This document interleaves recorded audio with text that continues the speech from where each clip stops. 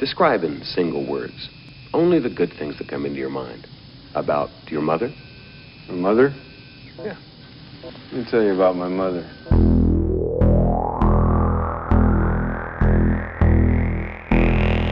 What is real?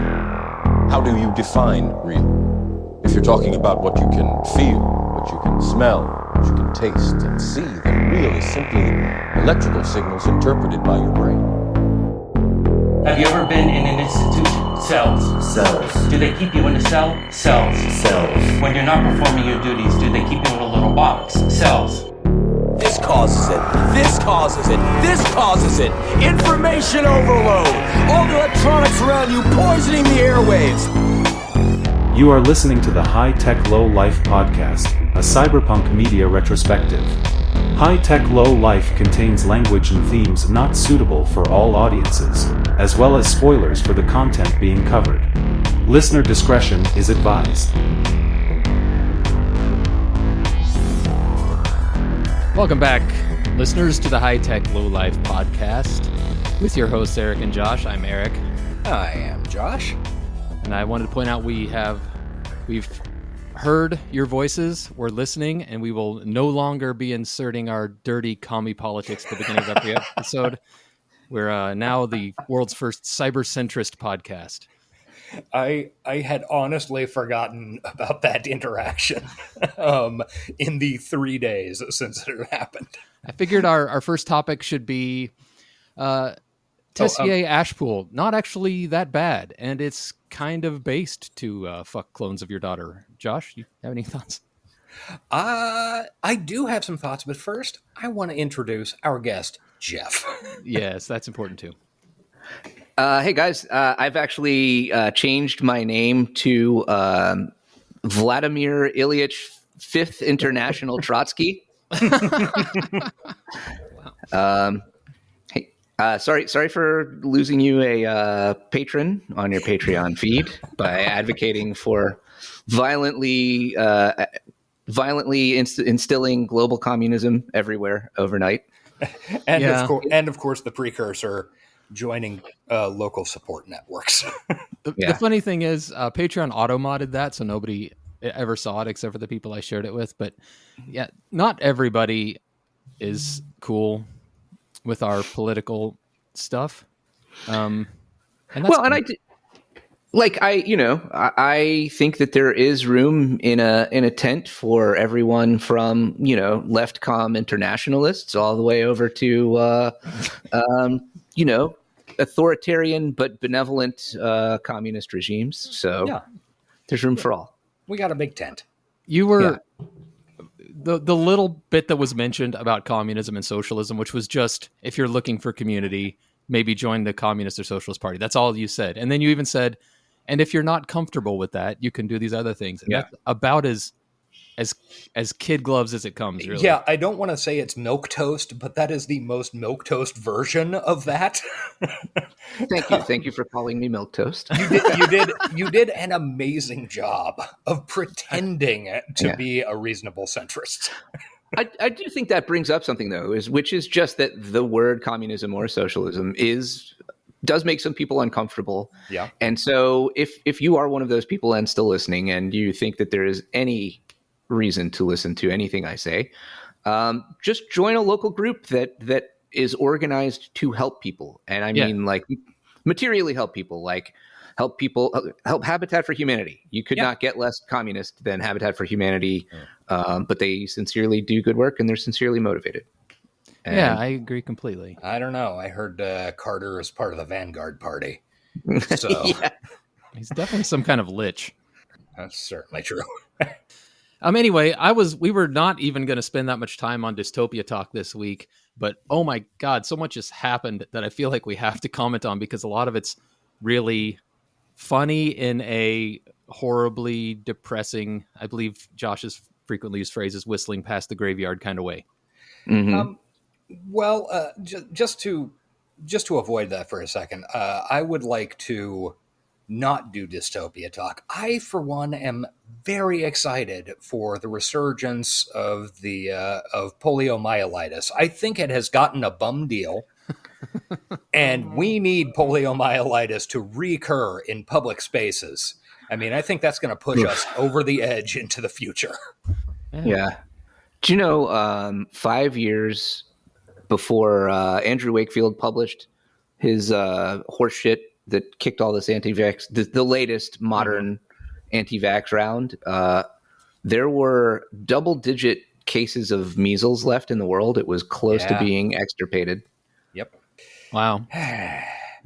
So what we're talking about is that Trump has named some cabinet picks, including RFK Jr. for Department of Human Services. RFK Jr. and his handler. Brainworm. Yes. And his Shai Hulud. Shai Hulud. Usually the humans ride the worms, but this time it's reversed and the worms riding the humans. So it's like that episode of Futurama where Fry eats the gas station egg salad sandwich. Oh yeah, yeah. That's probably going to have dire consequences. It's not great. Yeah, certainly will. Fortunately, the FDA and the CDC, whittled and hollowed as they have been, well, the CDC in particular, over the last, near decade, are large enough to be somewhat resilient still, and I think they can weather the next 4 years somewhat, but fingers crossed. Just wait until the internet meme office gets to him. Doge? It's exciting. Yeah, that was the other article, the other intro I was toying with doing. iTech Low Life, bringing you cyberpunk content every week until the Department of Doge shuts us down. Yeah. Which Stan, I'm going to steal Stan's joke, but give him attribution. From our podcast, Stan wrote, having two heads of the Department of Governmental Efficiency is a joke that Douglas Adams would write. Yes, yeah. I believe that was on his Blue Sky. Yeah. That is insane. Yes. Deeply true and also very funny. Like the last week could have been written by Douglas Adams. It's so absurd. Matt Gaetz as the Attorney General? Are you fucking kidding me? Yeah. At last, our long nightmare of oppressive national age of consent laws was over. Yeah. Finally. Dude. Yeah, that guy's a pedophile. Alleged. That is not the position of High Tech Low Life. That is my personal position. No, Matt Gaetz, come at me. I will take that on as a position of High Tech Low Life. Matt Gaetz is a pedophile. Eric can dissent if he wants, but I don't. It is my opinion that you're correct. I don't know what exactly is actionable. Wait. No, I think we need to clarify this. I think he's an hebephile. Is that what they correct you to? You know who really cares about the distinction between those two terms? Pedophiles, and libertarians. Yeah. And then another one that I think kind of slips under the radar, but could also be really bad, is Tulsi Gabbard as the intelligence. I don't remember the name of the office. Head of the Office of National Intelligence. Office of National Intelligence. Yeah, that seems really terrifying as well. I really feel like he's picked the worst. Like he got a list of the worst people. It's like a bad news bears of cabinets. Yeah. I honestly think that I do not subscribe to the 5D chess master manipulator beliefs. I think it's just short-term, short-sighted, deeply unthinking people acting in their immediate interests or what they perceive to be. Yeah. But I do also think that it is a feature to have so much, Sturm and Drang in confidence. Right. Over every single, you have to fight a pitched battle against every single nominee. Mm-hmm. And, that distracts from substantive movement on all the other awful things that he's trying to implement. So, well, it's every day this week and probably for the next coming 4+ years is just an exciting, good time. I'd forgot what it was like those massive swings between laughing uproariously at something insanely funny and absurd thing happening to the deep pit of despair that we're all definitely doomed. And it's a minute by minute thing. Yeah. I looked up a few things. So Lula, the current leader of Brazil, is, for a national leader, a decent enough fella, and has committed to dramatically decreasing carbon emissions and curbing deforestation. So that's something nice. China is tapering their emissions output and accelerating their renewable energy development. And it looks like that they are going to dramatically exceed their 2030 carbon goals. Oh, good. So there's lots of good news around the world.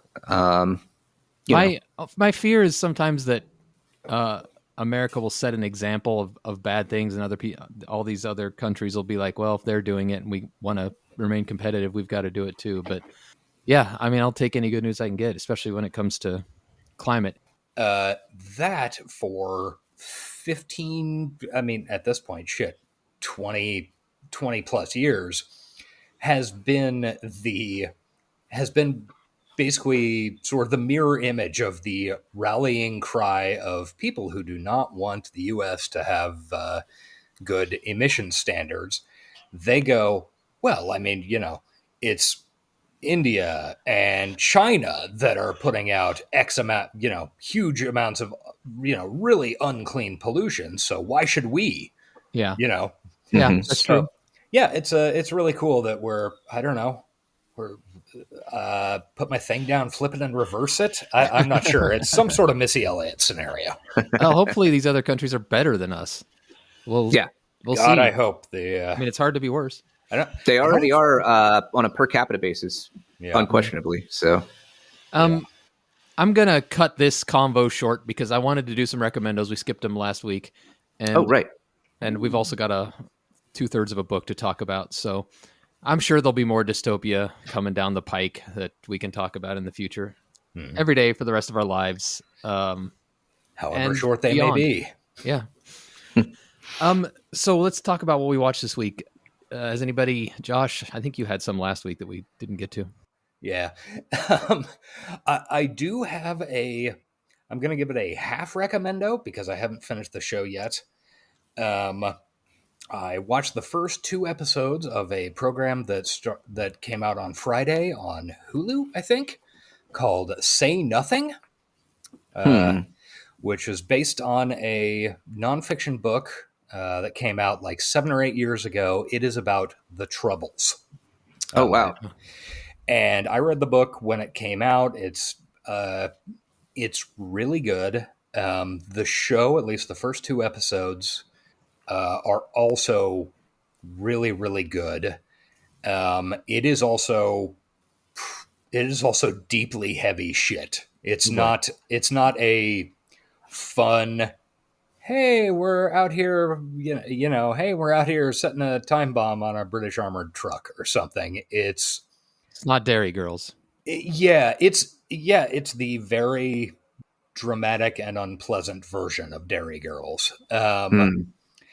And I don't know, it's a really interesting program because it's not doing a lot of side taking. It's really interesting. And I had read the book when it came out, and it was very, very fucking good and really affecting.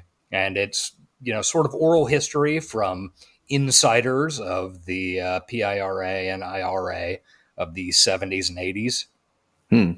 And the book largely centers around the abduction and murder of Jean McConville, who was a just average Catholic woman who happened to live in a certain apartment complex, and she got abducted and murdered. And that was because she was perceived as disloyal rather than actually being an informant or anything. So it's got it's really heavily focused on the kinds of horrible choices that people make when they're trying to be revolutionaries and stand for a cause. And the book, at least, is very unflinching in, like, yeah, the IRA in the North did horrible, horrible things. You know, how the moral calculus looks to you is, that's up to you. Right. Interesting. Yeah, I'm really curious how the rest of the series is going to go. I think it's 8 episodes or something like that. But long? I think it was Hulu. Okay. One I don't have. Yeah, there's ways. What? No. Yeah, You might know that's somebody. fun, and yeah, yeah, and it really made me. I remember reading the book and thinking about how, like, oh, this is this is a really interesting shift in how I perceive of this stuff, because Eric might remember I've got some distant family in Ireland and for a while, Northern Ireland. One of them went to jail for a thing in the early 1990s, and it's really one of those things that makes you consider, like, revolutionary movements are fucking rough on everybody. It's not guerrilla warfare and shooting and blowing up people in uniform all the time. Yeah. An important thing for people on the internet these days to keep in mind. Mm-hmm. Yeah. There's a lot of calls for things on the internet that probably wouldn't be a lot of fun. Yeah, and I mean, but it's also the type of thing where you have to look at it and kind of do the math for yourself. It's really hard to criticize somebody who doesn't want to explode their entire lives and their morality to achieve a goal. Right. Good times. Well, that was a fun one. Mm-hmm. That is a fun one. I actually look forward to watching that. I have not read that book, but I have read a history that touches on that. Whose name escapes me at the moment. But yeah, it's turns out when you're resisting an oppressive power that dominates your life, it's there will be people who take objectionable actions in the name of ending that. Yeah. Good thing there's no relevance to anything that's going on anywhere in the world right now. No, and that's while I was watching the show, I was like, "Oh my god, this is the worst possible week for this to come out." Yeah. I am not feeling great about a lot of things. This is not helping. Well, that one worked out. Yeah. Yep. All right, Geoff, did you have anything worth mentioning? I know I didn't. I'm springing this on you, but you've had a Oh, that's okay. to think about it.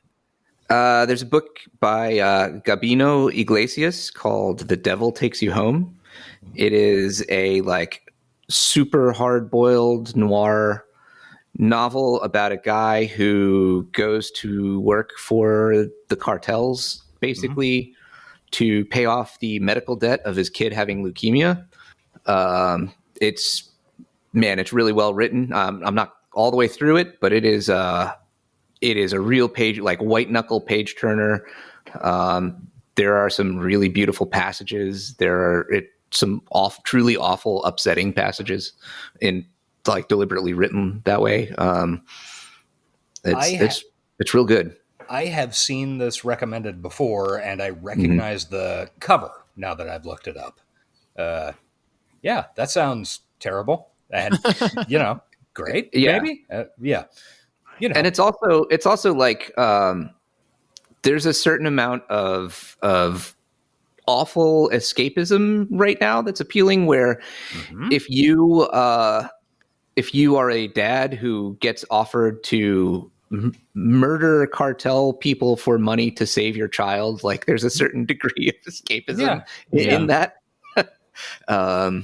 Hey, this is a way I can take control of my life. Right. Right. Yeah. Like, I don't want a clan of ninjas to swear enmity against me, but if they did, it would at least be awesome for a while. Yeah, exactly. Give me something to do that had a purpose. Yeah, it would suck, but it would suck in an awesome way. Yeah. Josh and I have a mutual friend who I always promised him one day for his birthday. As a gift, I was going to hire an assassin to kill him. And he says it'd be the best gift he ever received. Just, Yeah. hopefully Yeah. not dying, but you never know. The risk is there. It's got to be. Right. I have a recommendo. I two nights ago, watched Long Legs, the movie. Oh, nice. It was fun. I liked it. I thought it was scary, and Nick Cage was being all fucking crazy, and He was being cagey. he was being cagey. R.I.P. Cagey. And sorry, we have a friend named Cagey who literally R.I.P. But it was like, I don't get scared that easy by movies, and I'm not going to say this movie scared me, but there were some visuals in it that sent that little chill down your back. Yeah. Which is basically all I can hope for these days. Yeah, there was a lot that was genuinely creepy. Yeah, creepy is better. Like, left you feeling unsettled. Yeah.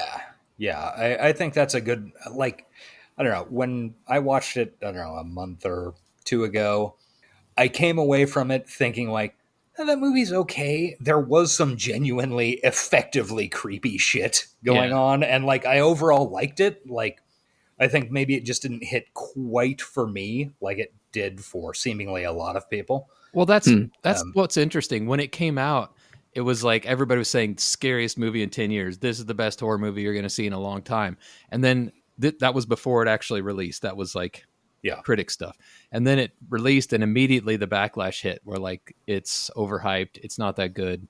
And so I went into it with both of those in mind, thinking it was going to fall somewhere in the middle, and it did, which allowed me to enjoy it because I wasn't hoping for the scariest movie in 10 years. Yeah. Yeah, I was much more on the enjoy it end of the spectrum than the overhyped. Do we have anything else to shout out? Yes, I have something fairly positive to. So in my off time over the past couple of weeks, 2 weeks, I don't know, I have been, yes, exactly that.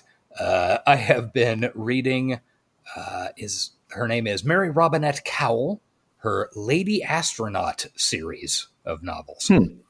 There are 3 of them, and it's like the first one starts in 1952, where a meteor plunges into the Chesapeake Bay and causes what will be a medium-term extinction event for human life on Earth. So the space race begins in earnest, and like it's, the beginning part of the first novel is dealing with some kind of post-apocalyptic aspects of like, oh yeah, the eastern seaboard has been absolutely devastated by fires and tsunamis and stuff like that. But so it's basically the space race starts in like 1952, seriously. And, there are people, there's a small colony on the moon by 59 and that type of thing.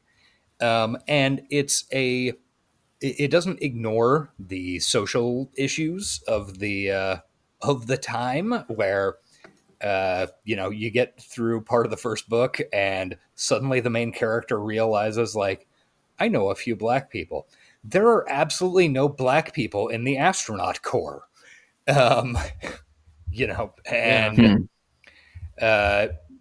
some movement in terms of women's rights and civil rights and stuff like that. It's not a purely utopian, like, oh, what people can do if they put their minds to it, scenario. But as you go through the books, there's sort of and I think it might be on the part of the author, a growing awareness of like, I thought through some of this stuff, but the shortest version of this is the most recent book, which came out a year ago.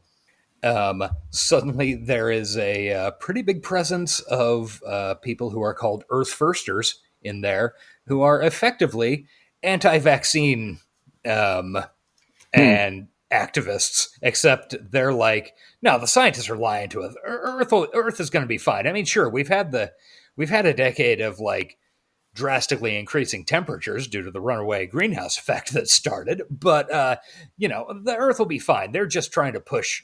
They're just trying to push their big science and go into the moon on us. Mm-hmm. And they're pretty good and relatively relaxing in that it has one of the things that I enjoy in a lot of movies and books and stuff, which is just people being competent about things. I think I've mentioned that before. Talk about escapism. Yeah, I know. Like it's people presented with a problem. They think about it. They do something. It fixes the problem. If only. Yeah, no kidding. Possible. Yeah. Say the name one more time. Mary Robinette Kowal's Lady Astronaut series. If the first book is called The Calculating Stars, is that right? The Calculating Stars. Yes, is the first book, and I think there are 3 out now, and I'm midway through the 3rd. Cool. Sounds good. I should learn to read. Get on one of those. You should. That'd be cool. If everybody's cool, I think we can push on into the meat of this episode. All right. I'm hungry for meat. Okay, meat time. Get your mouths ready. So we ended last week on the ambush where Sarah and Cowboy are in the Panzer. One of Sarah's contacts gets blown the fuck up, and they're ambushed by temple forces. Mm-hmm. And then Cowboy and Sarah get the fuck away after obliterating a farmhouse. Right. Yeah. And ramming a car through a building. Before we get into the recap, one thing that I feel like we didn't maybe point out last week that maybe we should have, I don't know, is that I really enjoy the way Walter John Williams writes his prose. There are some lines in it that are almost poetic at times, and I think I've heard a few people mention that in book reviews, but I thought it might be worth pointing out. There was one line that I actually liked so much I wrote it down and forgot to read last week, even though it happened in the first couple chapters. If you don't mind, I'll read it. Oh, feel free. It was shortly after Sarah's job killing the corpo person, and she was basically like talking about her fate afterwards, and they ask, where does the shaped charge go when it has done its task? It flies apart, needles of steel, each pursuing its own end, scrap seeking oblivion. I thought that was pretty dope. There are definitely, I've got a number of highlights in my Kindle copy of the book, and he's definitely got a bunch of pretty good fucking lines. Really, really a beautiful writer. I looked at some interviews with him. I was thinking about maybe trying to find a cold open. I never really found anything that was relevant, but yeah, dude's worked a lot. There's a lot of books out there of his to read that I think I might dip into some in the future. Not all cyberpunk, actually. Wait, not all cyberpunk? He's going to be for sure the definitely in heavy rotation for me. Yeah, I'm very curious about the rest of his catalog. Yeah, it's not even all sci-fi. I think he's done some fantasy. He's done a lot of just more traditional sci-fi, and I think he's done some, like, he said no mysteries, but he's definitely dabbled in a lot of different genres. I did see an interview where he says he likes to run tabletop games and he likes to run mysteries because he likes to do stuff in his tabletop games that he doesn't write about, which I thought was interesting. Yeah. That makes sense. Yeah, it does. Really. Do you like to fucking paint walls in your off time, Eric? No, not at all. Geoff, do you like to do something with lighting? Is that right? I do stuff with lighting for my job too. Yeah. I do. I am a hobbyist electronics tinkerer, so okay, sure, all right, sort of analogous to what I do, and I do fix my house. Yeah. But do you really enjoy it? I have to. Yeah. No, I don't. I hate it. How long did fixing those stairs in front of your house after the branch fell down take? A long time. Anyway, I just wanted to focus on our author a little more because I mean that's really it. But yeah, he seems like a pretty cool dude, and he writes real pretty. Yeah, he does a really good combination of writing very pretty and there are times in this book where you go, God damn, that guy can put together a fucking sentence. Yeah. I reread the prologue, and he at the very end, like, he closes it out by saying, "I wrote the hell out of this book," and he's not brag. It's not an empty brag. He really did write the hell out of this book. Yeah, he's kind of an incredible combination of really good, like throwing a sentence on a page. Just that. This is a great way to put together a sentence, but also surprisingly good at also writing action scenes, which oftentimes those two things are kind of opposed in a lot of authors. Like William Gibson is that mother, like every third sentence he writes, you go, damn, how'd he come up with that sequence of words? But he's not the best he's not the best choreographer, right? In terms of, writing. And I think, Neil Stephenson, same way. He can throw together some damn good sentences, but he's not the best, they tend to be too, maybe not oppositional, but tough to integrate together skills. And Walter John Williams has both. Like, it's honestly very impressive. Yeah, my suspicion is that's the RPG background. Yeah, sure. Very well could be. And just to reiterate again, I think with a different title and a different cover, this book would be a lot higher revered in science fiction circles today. I really think that's the only thing that's holding it back. Yeah, I still don't know how none of the three of us had fucking read this. I know wild. It's not like it's not beloved. Like, I see it pop up on lists everywhere, and like recently there was a thread in r/cyberpunk talking about underrated stuff, and this was on there, of course, which it is. Still, it's like when you think about even just titles, like Neuromancer is a dope ass title. Hardwired sounds like a Van Halen song, It's kind of like it's generic, Yeah. Hey, I'm looking for that cyberpunk thing that's called Hardwired. Oh, okay. Which of the 5 potential options are you? Is that a Cyberpunk 2020 implants supplement book? Yeah, probably is, actually. Fields of Fire.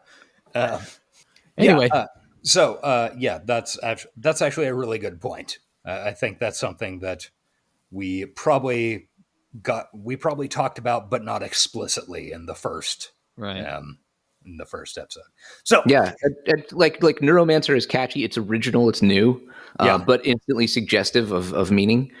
Snow Crash is brand new.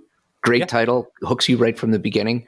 On the other hand, Walter John Williams can write an ending.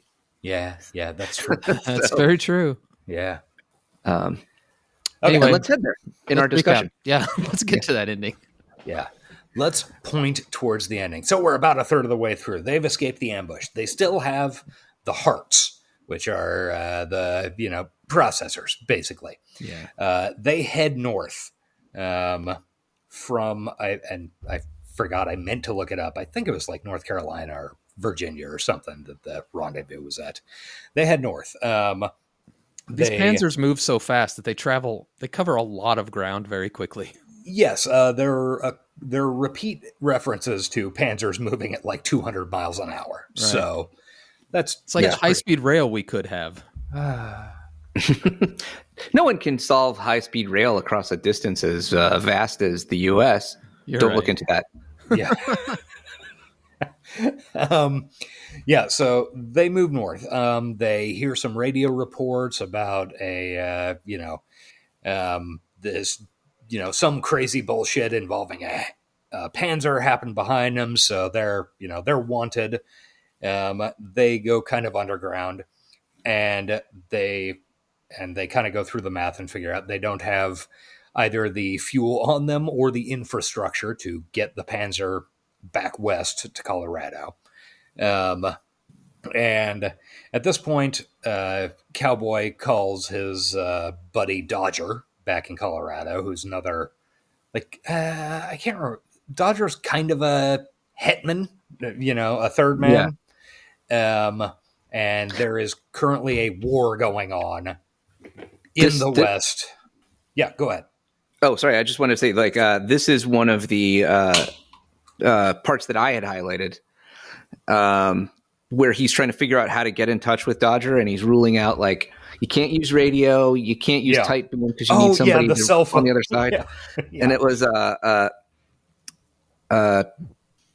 on top of that, the phone signal is going to be bounced off some satellite or other, a satellite owned by one or another of the orbitals, and they're almost guaranteed to be listening.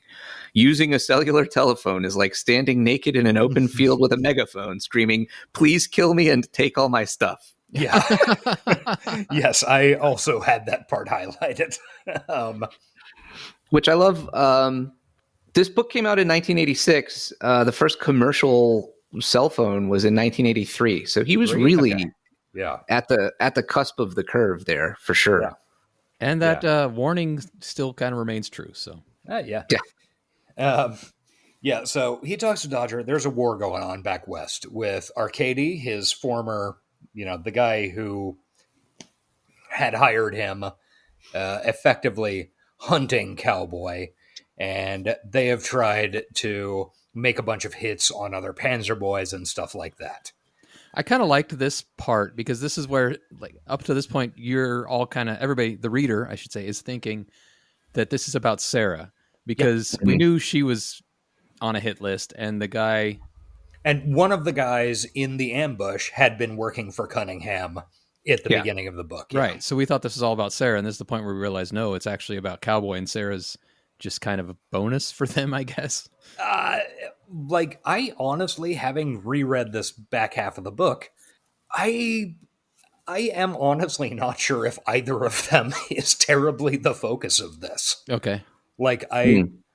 I honestly don't know or have a good, I think they both have reasonable odds of being oh yeah, we got to get either those hearts from Sarah, or maybe it's that chick was the one who took out the Korolev person for us, or maybe it's about Cowboy, or maybe it's totally fucking unrelated to either of them, and this just happens to be the inciting incident that brings them together. I couldn't. Or this was I kind of felt like this was them.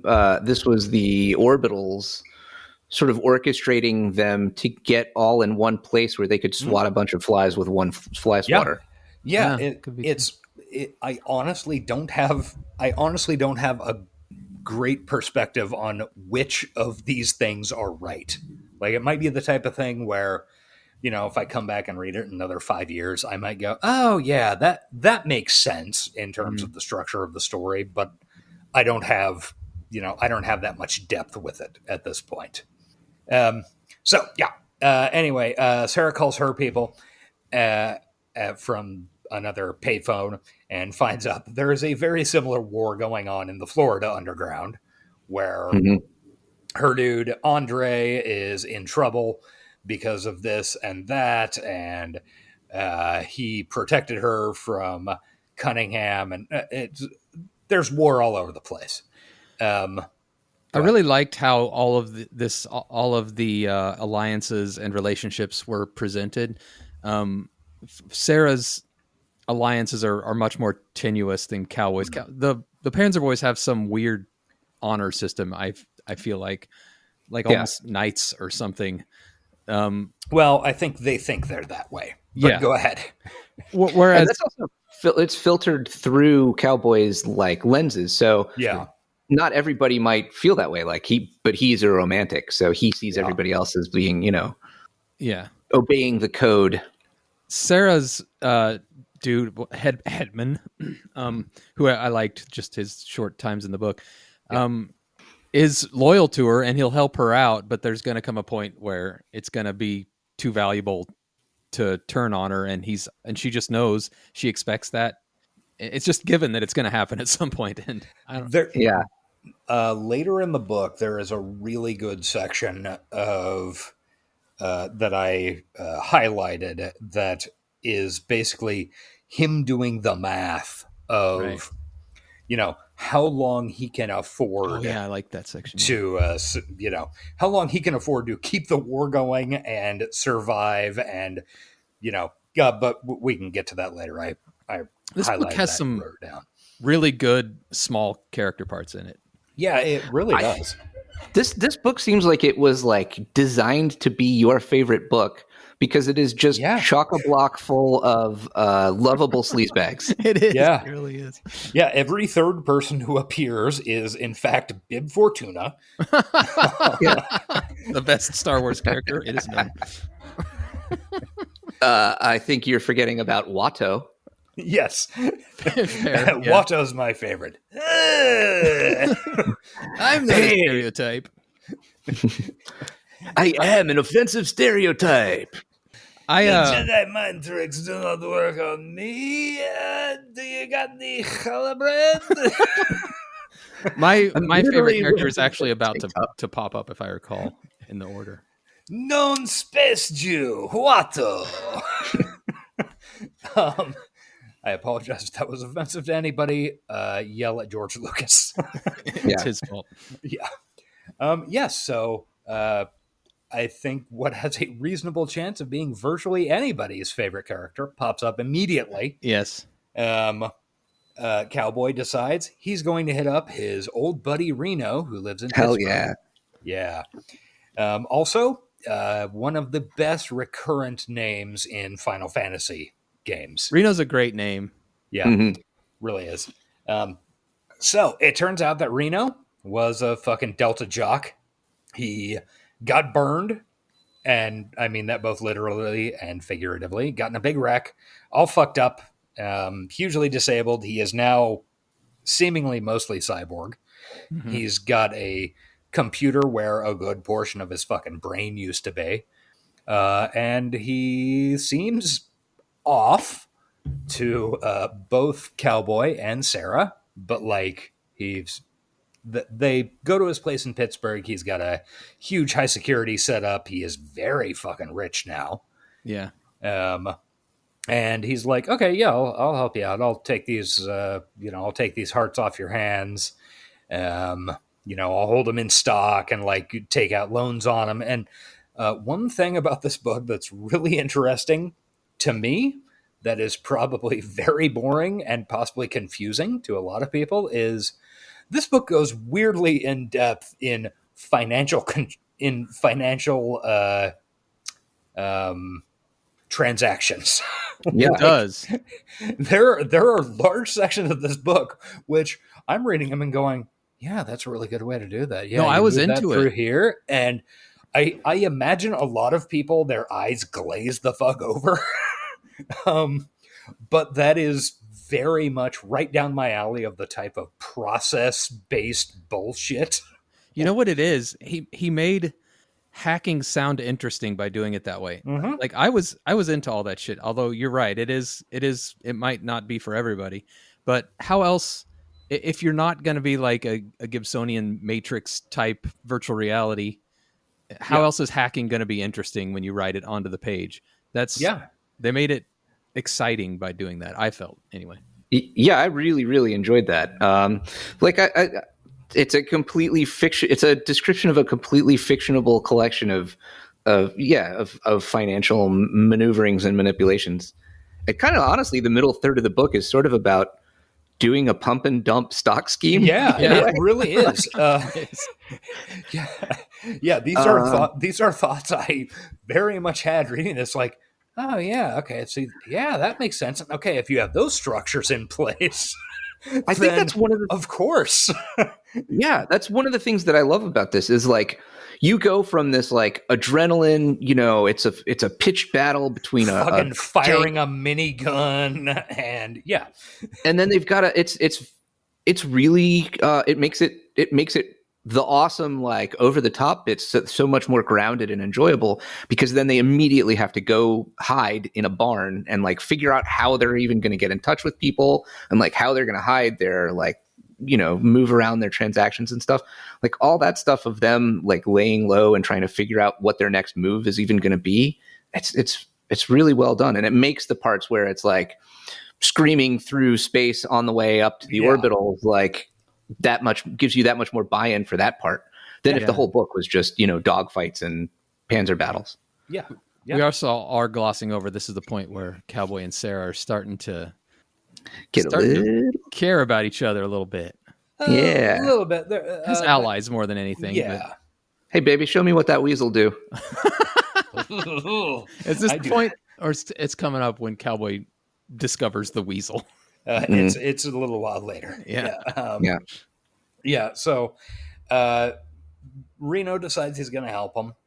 He's going to get paid for it, but he's like, yeah, sure, Cowboy. I remember you. You're a good guy. Imagine this in robot voice. You're a good guy. This was kind of cool on audiobook. I kind of liked the way the guy did it because he didn't do like a special robot voice or anything, but he did put an inflection on Reno's voice that made him sound, if nothing else, like just not all there. It was interesting. Reno is fun. I think he's good, and he's like, oh yeah, hey, sorry, part of my brain is crystal. It doesn't work so good sometimes. Yeah, I don't know if we could get a guest who might be good at portraying a mostly robot artificial intelligence person. Anyway, if you find one, let me know. We're looking for a guy like that. Yeah. So, Cowboy and Sarah go to get the fucking hearts from the Panzer. They borrow Reno's truck. They're heading back to town, and Reno's house has exploded. Bada boom. Yeah. They end up basically reloading everything back into the Panzer and heading to Ohio. And it's at this point, real quick. I'm just pointing out things about Cowboy that make him likable. Is he does not want to leave Reno behind. It's Sarah that convinces him going in is just going to get them both killed. But Cowboy really hates to leave his buddy behind. Yeah, even he says something along the lines of, even if he's mostly crystal at this point, he's still my guy. Yeah, it's just, I just feel like these books, it's so rare to have someone like such a morally driven character as Cowboy. I feel like these guys are all more like Sarah. They're all like hard bitten and, but over and over again, he comes through for this guy. I do like too, in a lot of the trope of this scene of the, cynic convincing the romantic to leave their buddy behind. The cynic is like just completely dead and over the top. And Sarah's like gentle with, like, she has regret in her voice, like it you can tell that it hurts her to be the way that she thinks she needs to be to live in the world. Yeah. They're just likable. Likable isn't necessarily the word, but relatable characters. Yeah. That you want to root. You can have real empathy for these people. Yeah. As opposed to someone like hero protagonist who is kind of sucks. Kind of insufferable. I think you're being real generous with the kind of sucks. Yeah, it's doing a lot of work. He has some I don't know. Yeah. Look, we were all on that episode. We spent 4 hours on that. We know. Yeah, we don't need to relitigate hero protagonist. Objection, Your Honor, asked and answered. Yes. So they decide, fuck it, we're going to head west and just see if we can make it back to the mountains because, they were unable to get the actual money from Reno because he done got blown up. So they're heading west. They end up having to abandon the Panzer in Ohio. And it's at this point that Cowboy actually hires Sarah as a bodyguard. Yeah. Which... previous to this, she had just been kind of catching a ride with him after the ambush. Yeah. And we get some more news briefs about how apparently there is a broader war going on just, in the little interstitial news breaks of Panzer hijacked in Alabama or something with X million dollars of crystal hearts in it, blah, blah, blah. Also, there was one news blurb in this section that was artificial intelligence's riot in Leningrad datanet. Yeah. Korolev IG offers no comment on safeguard question. Mm-hmm. I love that bit of world building. Yeah. Yeah, there's a bunch of really interesting and good world building in those. And it's well hidden because you could easily train your eyes to skip them after the fourth modern body. Especially, imagine hearing it, dude. It's jarring. Yeah, I bet. Okay, which was Reno's job was being a guinea pig for modern body prosthetics. Yeah. And we also, while we were at Reno's house, we found out that because of some, they talked to Reno and he did some crystal diving. They found out that Temple AG is getting a takeover attempt from Korolev. And the exec from Korolev's first hit in the book was a Korolev exec, and Temple is the one that, killed him. And so remember these names, audience. Yeah. They're going to keep coming back. And also, this is where Cowboy, like I know we're backing up before Reno got killed, but we didn't mention it. Cowboy points out, and I was kind of having a hard time following it, that Reno is not really person anymore. Like he's more... He is more machine than man now. Twisted and evil, yes. Which is kind of hard to follow. Like his personality was constructed in the crystal. Was that what they were getting at, or what it came down to was that when he had his big wreck / being shot down, whatever, his body and his nervous system was too shot to control either like normal, mechanical prosthetic arms or to regrow, like cloning wise, new biological legs. So what they did was they replaced a part of his brain with crystal, with a computer that could control, could communicate with the intact portion of his brain. Okay. And control the electronic prosthetics from that. So he, he's well on his way to just being a robot.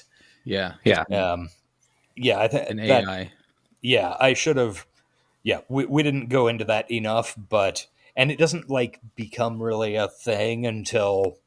It's just a thing that Cowboy notices and kind of makes him sad. Like, oh, my buddy's pretty much just a robotic version of himself.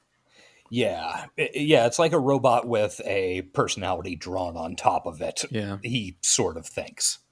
And keep that in mind, because we're going to forget about this guy for, another third of a book. Right. But he comes back in a big way. Comes back strong. So they're headed west. They're going to try to get to the fucking mountains where Cowboy has a little bit of a support network between Dodger and other Panzer boys.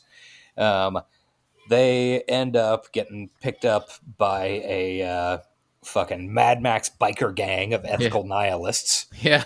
I forgot about that. It's Cowboy is being ushered by the Silver Apaches. I thought that was pretty good. Yeah, that's true. I like those guys. Yeah, they're fucking cool. I really liked the pretty hard on migrants. That's not a great look, but their overall goal is solid. They've got a bunch of fucking wire cutters on the front of some of their bikes, and they are, quote, trying to bring back the open range, and just cutting back and forth across the Midwest and West, trying to open up the world again. Because let's see, I highlighted this, the ethical nihilist viewpoint. Oh yeah, Ivan's going to die. That's why we follow him.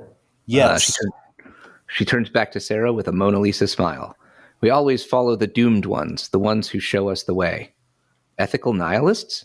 Slow nods. You've heard. Good. Sometimes they come down to where I live in Florida and set fire to themselves or something. It fucks up the nightly totals. Die with style and hope the world follows, right? That is the exact quote that I was trying to fucking find. Die with style and hope the world follows. And then the follow-up sentence to her response. Slow's voice is soft, gentle in its certitude. The world will follow, no matter what. We just want them to accept that. Go with a little dignity, a little forethought. Yeah. Pretty dope. Way to be.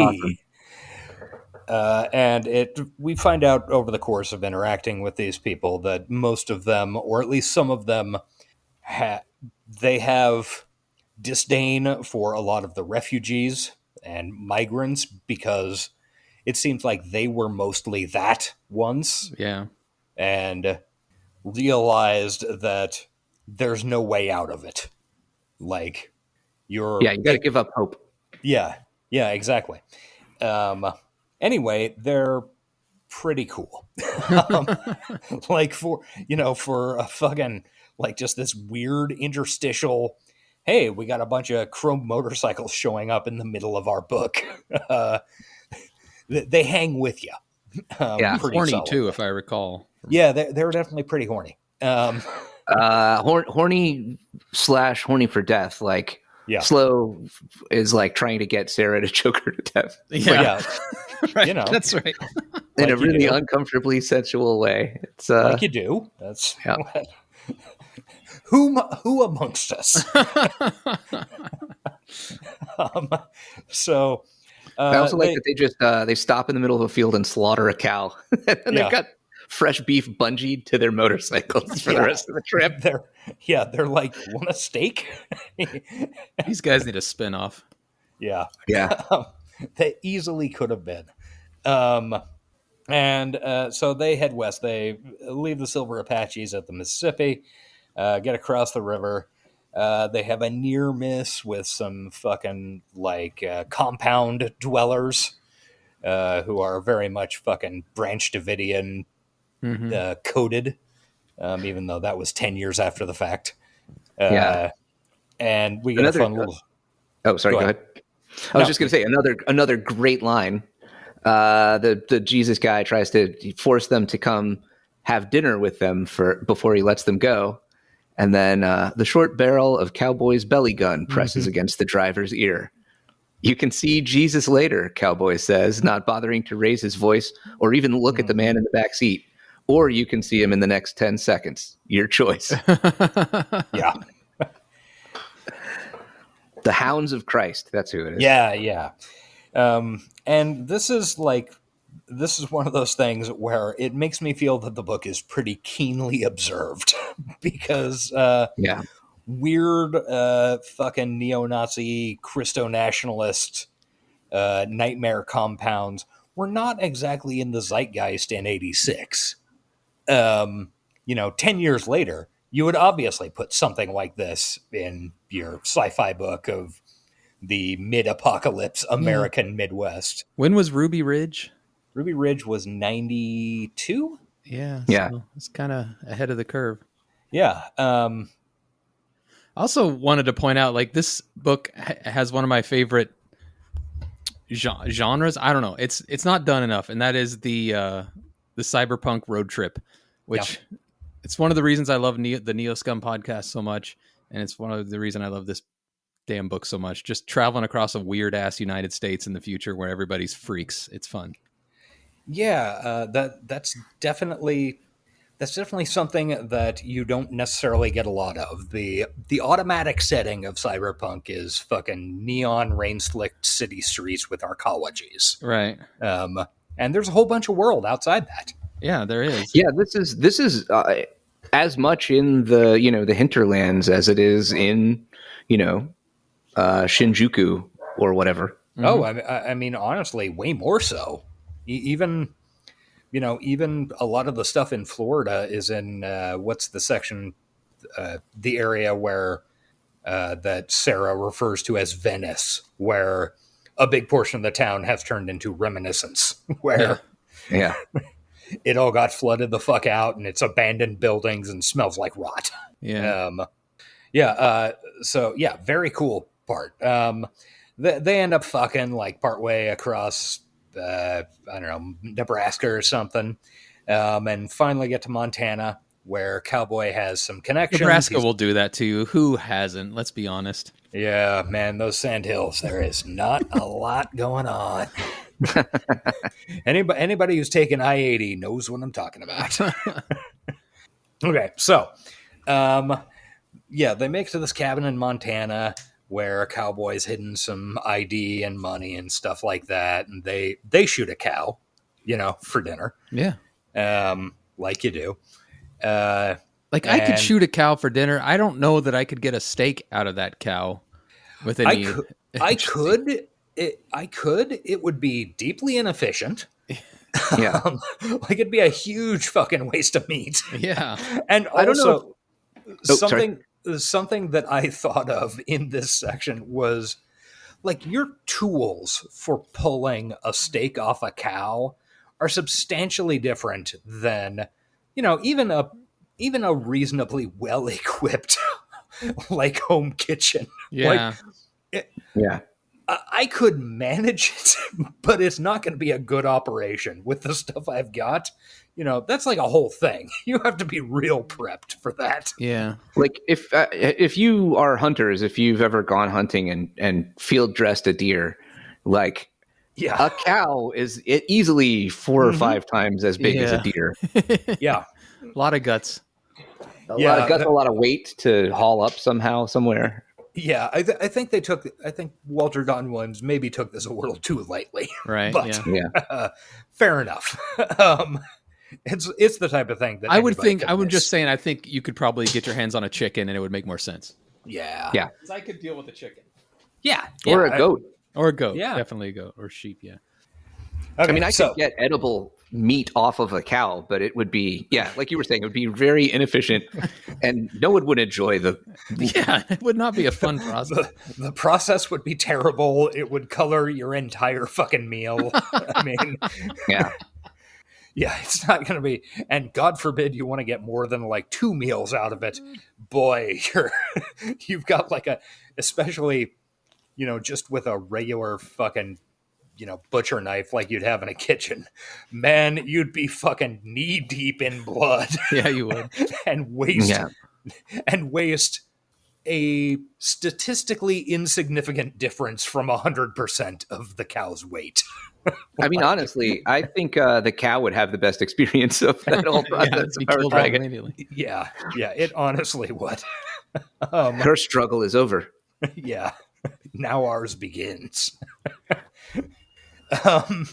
Okay, so he gets money, supplies. They head into a town, and he makes contact with Dodger and stuff. I love how cowboys just got money secluded all over the United States. Yeah. This guy, it turns out, like, and that's something that kind of hit me later in the book, that like Cowboy is rich beyond imagining. Yeah, he's doing well. Based on what we hear about, okay, he's moving money from this account to this account to this account. He has gigantic fucking piles of money. He has no need to be doing this shit. Oh yeah, he's completely an adrenaline junkie. Yeah. Yeah, he needs to do it, but his need is not based in economic scarcity. Yeah, he has a very different monetary perspective than Sarah. Definitely. So we basically set it up so he's going to run a guerrilla war against Arcady with a bunch of Panzer boys, and Dodger, his buddy, got shot and attacked, and now he's got a bunch of fucking mercenaries. So they're going to run a fucking guerrilla war against Arcady, who is being backed by Temple. Do you think there's any chance that Dodger from this book is inspiration for the famous Shadowrun commentary character Dodger? 1,000%. Yeah, maybe so. Now that you mention it, I assume that Jordan Weissman and I assume everybody was very familiar with this book, because the Dodger, he's an elven hacker an elven decker from what I recall. Yeah, but Yeah, the name is. It's just feels weird that people would come up with that twice. Oh, maybe. Oh, wait, maybe not. no, it's 3 times. The Artful Dodger from Dickens. I bet they both stole it from They that. could both steal it from that. Yeah. Yeah. Or it could That be a sounds little right. both. Little column A and B. Yeah. It's not nearly as creepy as the recurrence of Fast Eddie. Yeah. Characters named Fast Eddie appear all over the place, and I have never, in 30 plus years of having noticed that, managed to nail down the first occurrence of it. Well, Ooh, I will that's a tell you good- down in Mission, there's a car wash called Fast Eddie's Fast Car Eddie's? Wash. Yep. 100%. I love it. It's so sleazy looking. There was in Wichita, and still, when I was down there a few weeks ago, I saw some cars with Eddie's stickers on them. Maybe it's a There is franchise. there is a car dealership called Eddie's, and in the 1980s, their TV commercials referred to it as Fast Eddie's. My Toyota. My first Toyota was from Eddie's in Wichita. Eric remembers that car. do. It was I do. great. One thing that I feel like Fast Eddie's should be selling is like a 3-card Monte game. Yeah, agreed. It so sounds like a con man. Yeah. Anyway, we gotta fucking get this book done. Oh yeah, we do. So Sarah's going to go home. Cowboy gives her a phone number to reach him at. Going through, I don't remember what number. Oh, Randolph Scott. All of Cowboy's aliases and stuff like that are old fucking cowboy movie actors like Tom Mix, shit like that. So she heads to back to Florida via New Kansas City. Yeah. Nice. Thank you. Yep. Listen to Astronomica, everybody. Real early Astronomica. Yeah. Mm-hmm. So, and he's going to try and arrange this guerrilla war. So Sarah gets home and ends up, rather than, going back to her exploded apartment, gets a room above the Blue Silk Bar where Maurice, her buddy, is the barman and also former Delta pilot. That definitely won't come into anything. Yeah. Maurice is and badass. Yeah, Maurice is very cool. And she visits her brother. Everything's going great with him. He's perfectly fine. Don't worry about it. And then we go back to Cowboy, and he gets a hold of a guy named Thibodeau, who's a hacker, which in the terms of this book is a crystal jock. Love And this is, Thibodeau. and this is the section this is one of the sections where it's a bunch of weird money moving. Right. And just how we're moving money from one place to another It's to hide long, it. dude. And yeah, it's like multiple pages. And how we're funding this, movement and doing these stock manipulations. It's pretty impressive in terms of how you think about it. Yeah. And Like purposely getting tagged with trackers and then like throwing those tags off by sending money elsewhere. It's interesting. It's really interesting in how you do that, or in terms of how somebody depicts doing that. Normally in a book you would go, and we did a bunch of money moving and it was clean, or Right. we manipulated the stock price, whatever. This goes also- weirdly in depth. I also love, it's kind of a trope. Like you have a guy, like you have your money guy who like scrubs your money for you or whatever. You give him some money, he gives you some clean money back. Like this is him taking point, like directly involved. It's pretty cool. Yeah. Mhm. Yeah, it really is. And then at the end of all this money movement, there's this weird, Thibodeau thought there was maybe some kind of tracker involved. Do you know anybody named Reno? We got this message that says, Cowboy, call Reno. Yeah, it's probably nothing. Don't worry about it. It's obviously a trap. They know that I knew Reno and they're setting me up. Clearly. He got blown up. Yeah, he's dead. I mean, I can't call him. That's crazy. So, because he's run this war, Cowboy has Thibodeau set up this, basically a giant database, a 3D database of the structure of Temple Corporation, and starts trying to figure out who's doing what and how and why this is happening to him. And we find out the names and positions of two very important characters for the rest of the book. A guy named Cusiero, who is orbital born, has never lived a life, he has never been on Earth, and has never lived a life outside of the corporation. And then there, who is the current CEO or chairman of the board. Yeah. And he pushed out somebody named Rune, who is from Texas on Earth that has no emotional freight in this book.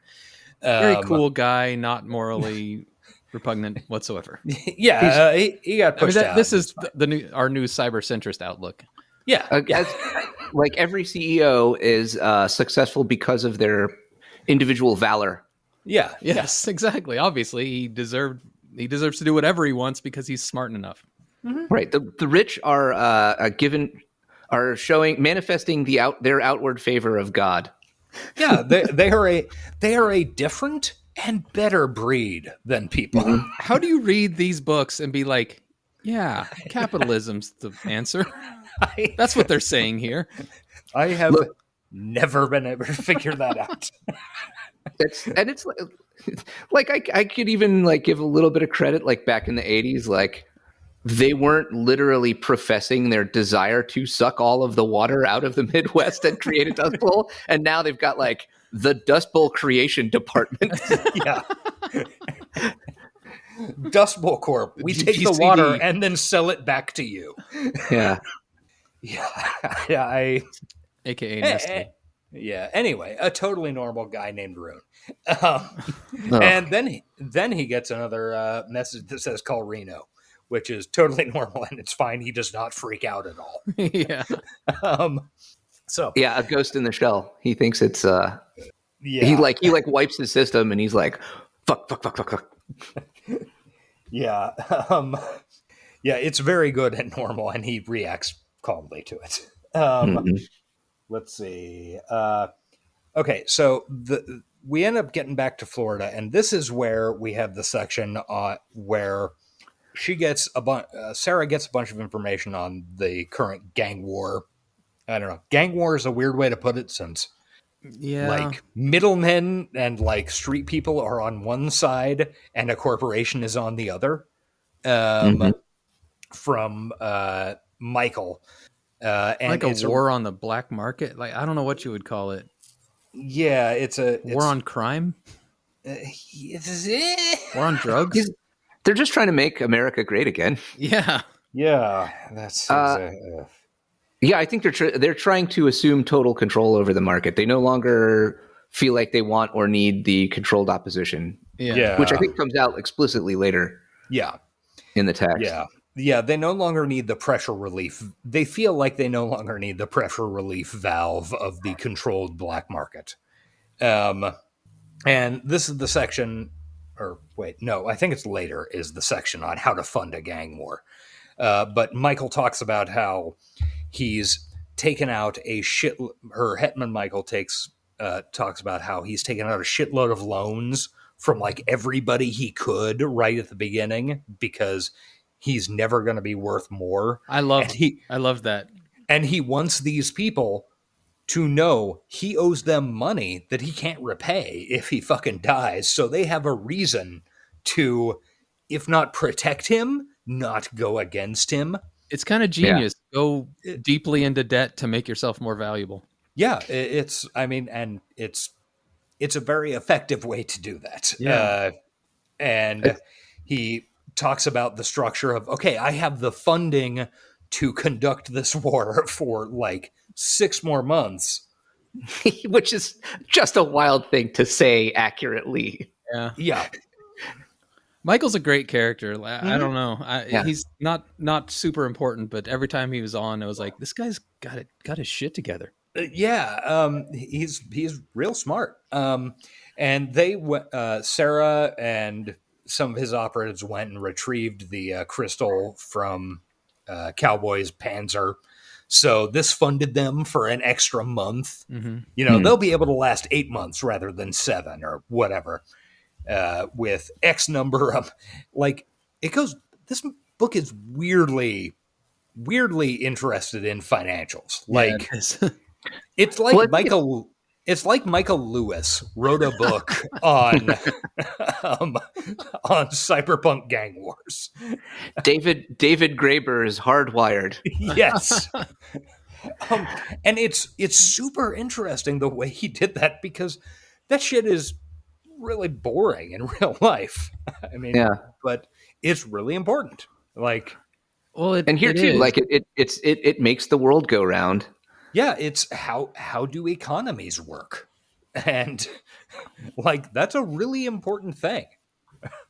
This is another highlighted passage that really stood out to me, which was so Sarah is thinking, try not to matter, she thinks. Perhaps they won't notice and they'll let you live. Matter the way Michael and Cowboy matter and they'll take you down. Only the rats survive, never the lions. And rats never guard each other's back. Oh, yeah. Like rats in the walls of the world, baby. Yeah. Sarah survives better than anybody. Yeah, she's such a good character in this book, and we'll get to partially why a little ways down, a little ways further in. So, she ends up getting Daoud moved to a new rehab place because she finds out that the old rehab place is infested with dealers who are hiding endorphin injections inside the normal bills. Daoud is a master manipulator. He can get drugs from anybody. Yeah, it's he is a very cool and normal guy, and not placed in this, and not a primary example of how capitalism destroys. Yeah. So yeah, she gets it. I mean, that's just your opinion. That's just one man's opinion. Some people would say capitalism has brought us all out of the dark ages, and we've never lived in more productive times. So yeah, absolutely. Look at both sides. You know, ignoring the drivers that actually generated this wealth and discovery, rather than innovating ways to enclose them for private extraction. Yeah. Well, we don't need to talk about those. Right. So anyway, we go back to because that shit's not important. Like, this book is not about politics. There are no politics in this book. No, it's about cool fucking weasels, panzers and shit. Panzers and shit. Cool dudes who do cool shit. Yeah, cool dudes who do cool shit. That needs to be our new fucking catchphrase for this podcast. I think that exists, unfortunately. Shout out to podcast Cool People Who Did Cool Stuff by Margaret. What's her name? It's companion podcast to Behind the Bastards, and it's about good people triumphing over fascists through the ages. Well, attempting to triumph usually. Yeah, usually short-term triumphs. Yeah. Fighting the good fight. Yeah, definitely. And that's the best we can hope for. Anyway, we go back to Cowboy real quick. He remembers that Arcady really likes to oversee runs that he does from a private plane. So Cowboy pulls his old Pony Express Delta out of mothballs and destroys him. It's a fun time. Arcady dies. Yeah, like it's pretty fucking funny, because as much time as they spend going through financials and moving money around, like pages and pages, Arcady's being killed is like a blip. Yeah. It's like Cowboy is in the dark. He sees, infrared signature. He shoots infrared signature. Arcady dies. Yeah, and he even says, "Well, that really wasn't as satisfying as I'd hoped it was." And then immediately we find out that a new guy has been installed in Arcady's place. Somebody named Calvert, who certainly is not Cunningham from Sarah's first chapter. Yeah, definitely. No way. So Cowboy's come up with a fucking great plan. He runs down to Florida and picks up Sarah, and they go down to Venezuela to meet the former chairman of the board of Temple, Rune. Who is the most... he is the hero of this book. He is unimpeachable. Geoff's dog is angry at this line of Yeah. going out. My dog hates CEOs. Yeah. Make sure they can hear you. Fuck Rune. I hope that's not too tough for you to edit out. Sorry, Eric. That's fine. I think it should be left in. Rune is the worst monster imaginable with delusions that he is a god. Yeah. Yeah, he is a true believer in himself and his vision. Yeah. Yeah, the triumphalism of the new gods of capital and how we are going to bring the entire world under our sway and move it forward. So, Rune is one of the, like we've talked repeatedly about how Gibson is of the opinion that the super rich are not like us and are monsters. Lamar, yes. And are monsters to be feared because they do not comprehend the human condition. And Rune is exactly that. Yeah, 100%. He is the one of the things that makes him the worst is because he believes in his vision. He has he's trying to reshape the world to his whim. He is 1,000% blatant about it. He doesn't even have the courtesy to hide that he is fucking children from the local village, and like, well, obviously, if they stab me because I'm fucking them, they'll just be expelled. We're not going to punish them. We're just going to push them out of the utopia that is the compound. Right. You know who this guy reminds me of? A little bit. Did you hear about Sam Bankman-Fried and his I can't remember what it's called. His type of philanthropy. Oh, effective altruism. Effective altruism. That's what it is. Where this guy believes that whatever he does is going to be a net benefit down the road. And it seems like the rich are always the ones that think this effective altruism is viable. Oh yeah. The ends justify the means. Yeah. They're actually, it's a net moral good because they are ultimately looking out for the long-term future of humanity, defined as their direct biological descendants, and for some of them, their AI offspring. Yeah. Yeah. It's kind of crazy when I think about it, because how much the parallels for Rune, given that this book came out probably before he was born or right around the time he was being born, because Bankman-Fried's not that old. But yeah, dude, that shit's coming true. Fuck. We need to be careful. Yeah. Elon Musk is another big EA guy as well. Yeah. Elon Musk. And he's definitely, if he could, you know what he'd do if he had Rune's stuff. Yeah. Yep. I honestly don't even like to comprehend this shit. Yeah. It's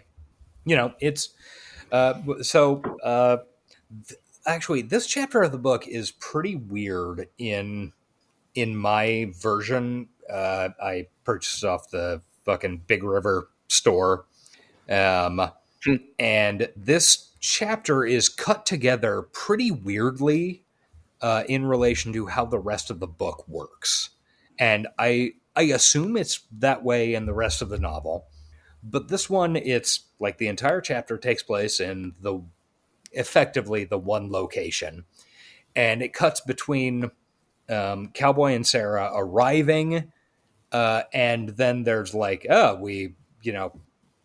on the helicopter from the airport in Venezuela, and then it's suddenly they're in conversation with Rune, and then they're getting off of the helicopter in Venezuela to go into the house and stuff like that. Mm-hmm. I mention this specifically because this chapter really sticks out, and it makes it seem borderline otherworldly, and I don't know how much of this maybe.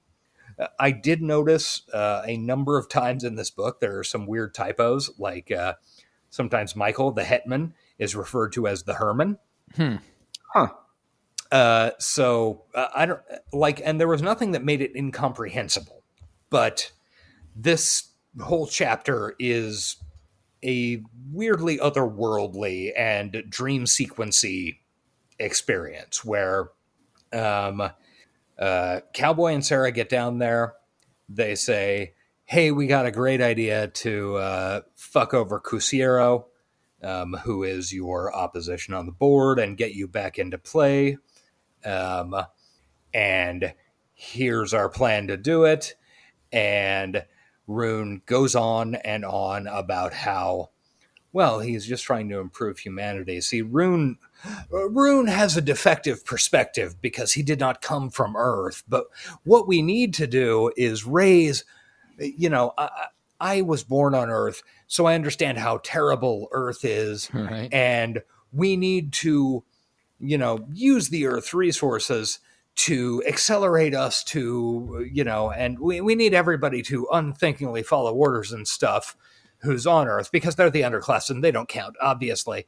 And we stick our dicks in them just because, we got to get that nut. But exactly how it was written. You're like, obviously, our goal is to expand throughout interstellar space, but we need to keep our core with Earth. And it's like a truly deranged, like, it's exactly the same type of bullshit you hear at fucking TED Talks. And the whole time, Cowboy is having fantasies about lunging across the table and cutting his throat open. Well, he not the whole time, because it takes him halfway through the chapter before Sarah says, you realize he's fucking those kids, right? Yeah. Because he has two, like, I think 11 or 12 and 10-year-old kids. A brother and sister. Yeah, who are kind of running around. And there are a lot of pictures of him with other kids, too. Yeah. And Cowboy's like, well, that's weird. Yeah, whatever. And then Sarah's like, you do realize he's fucking them, right? This is not this is not a charity project. He's fucking these kids. And Cowboy's like, what the fuck?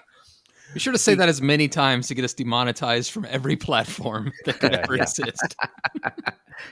Because not that we've ever been monetized, but I think it shows it's a really good section on kind of how Cowboy doesn't realize. Yeah, he doesn't think people are that bad. Right he doesn't realize how people live in population centers. Yeah. And there's a real good, and I put that in quote marks, ethical debate about how Sarah basically says, like, I mean, I would have taken this fucking deal in half a second if I was 12. Daoud would take it this instant. Yeah. Meaning to take the abuse to get away from some of the horrors of life as a poor. Yeah. And Cowboy doesn't get that at all. He's never been exposed to, or at least he's never allowed his mind to be exposed to the horrors of that level of exploitation. And I think it's worth mentioning, like, Sarah, Sarah kind of mentions this, and it's taken as truth, but also, like, clearly the kids are in hell, because I don't know if it's this or later when when the boy tries to stab Rune. And it's in this section. It is in this section. Okay. Yeah. So I don't know. Would the kid trade? Because the kid knows he's going to get at best thrown out. So is it bad? Like, maybe you'd take the trade, but would you be any better off? I don't know. It's a weird ethical debate, like you said. Yeah. And this is he even makes it clear, like, this is what he wants for everyone. This is how he sees himself relating to all of humanity. Like he says, you've seen the upright way I've taught them to stand, like soldiers at attention. This is the new relationship, he says, the pattern to which the future will adhere. I also love the note that, like, he has corpse breath. Yeah, and his face is, like, rotting because he doesn't take care of his body, because he can just go buy a new one whenever he wants. Yeah. I liked that very much, actually. Yeah, it's like, and Sarah and Cowboy have this ethical debate of, like, Cowboy wants to kill him, and Sarah says basically, like, Okay, I get that. Totally understandable. On the other hand, we have two people that we're kind of dealing with now. Cusiero wants to kill us, like right now. So you can kill Rune in like 2 months. But first, if we can point him and get him to kill the guy who wants to kill us this second, then that's a calculus we have to do. Unlike getting a steak from a cow, this is an efficient way to kill.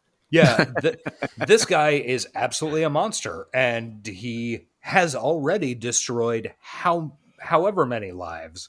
But right now, we have to be concerned with ourselves. And it's like... Yeah, this story would not work with either Sarah or Cowboy. It definitely requires them both. In fact, it requires both them and their entire support structures around them to pull it off, which, that sounds like, I don't know, like a community? Community? Yeah. Coming together to accomplish... What other things begin with COMM? I don't know. I can't think of any. Anyway. What if we had a social order that was like based around being in a community and being communing with your fellow people, like respecting each other as individuals and deserving of rights and existence. And weird. Yeah, weird. We should write this up or something. We can call it. Yeah, we should figure out some way to make it manifest. A specter is haunting sci-fi. Here's a part that I specifically had highlighted where Cowboy has some realizations that I think are important. In the black night alleys of the war of all against all, Sarah's cyber snake is only logical. A piece of cyborg cunning that can kill only those trusting enough to come close. They're the only ones she can reach. The others fly too high out of her sight. That she is desperate enough to have such a thing marks her as a victim before it marks her as anything else. Damn. An alliance with Rune? Easily done. A few children will lose their childhood, and who's to say that they wouldn't have lost it anyway? Here or in the streets. At least they're being fed well here. For dirt. Yeah. Like, oh boy, you want to talk fucking moral calculus. Like, what do you do with that? And it's all absolutely true, at least in terms of the story. Like, Cowboy doesn't, until that point, he doesn't have the right frame of reference to figure this out. So and now they're allied to the worst monster in the world, except for the monster that directly wants to have them killed. Anyway. Yeah.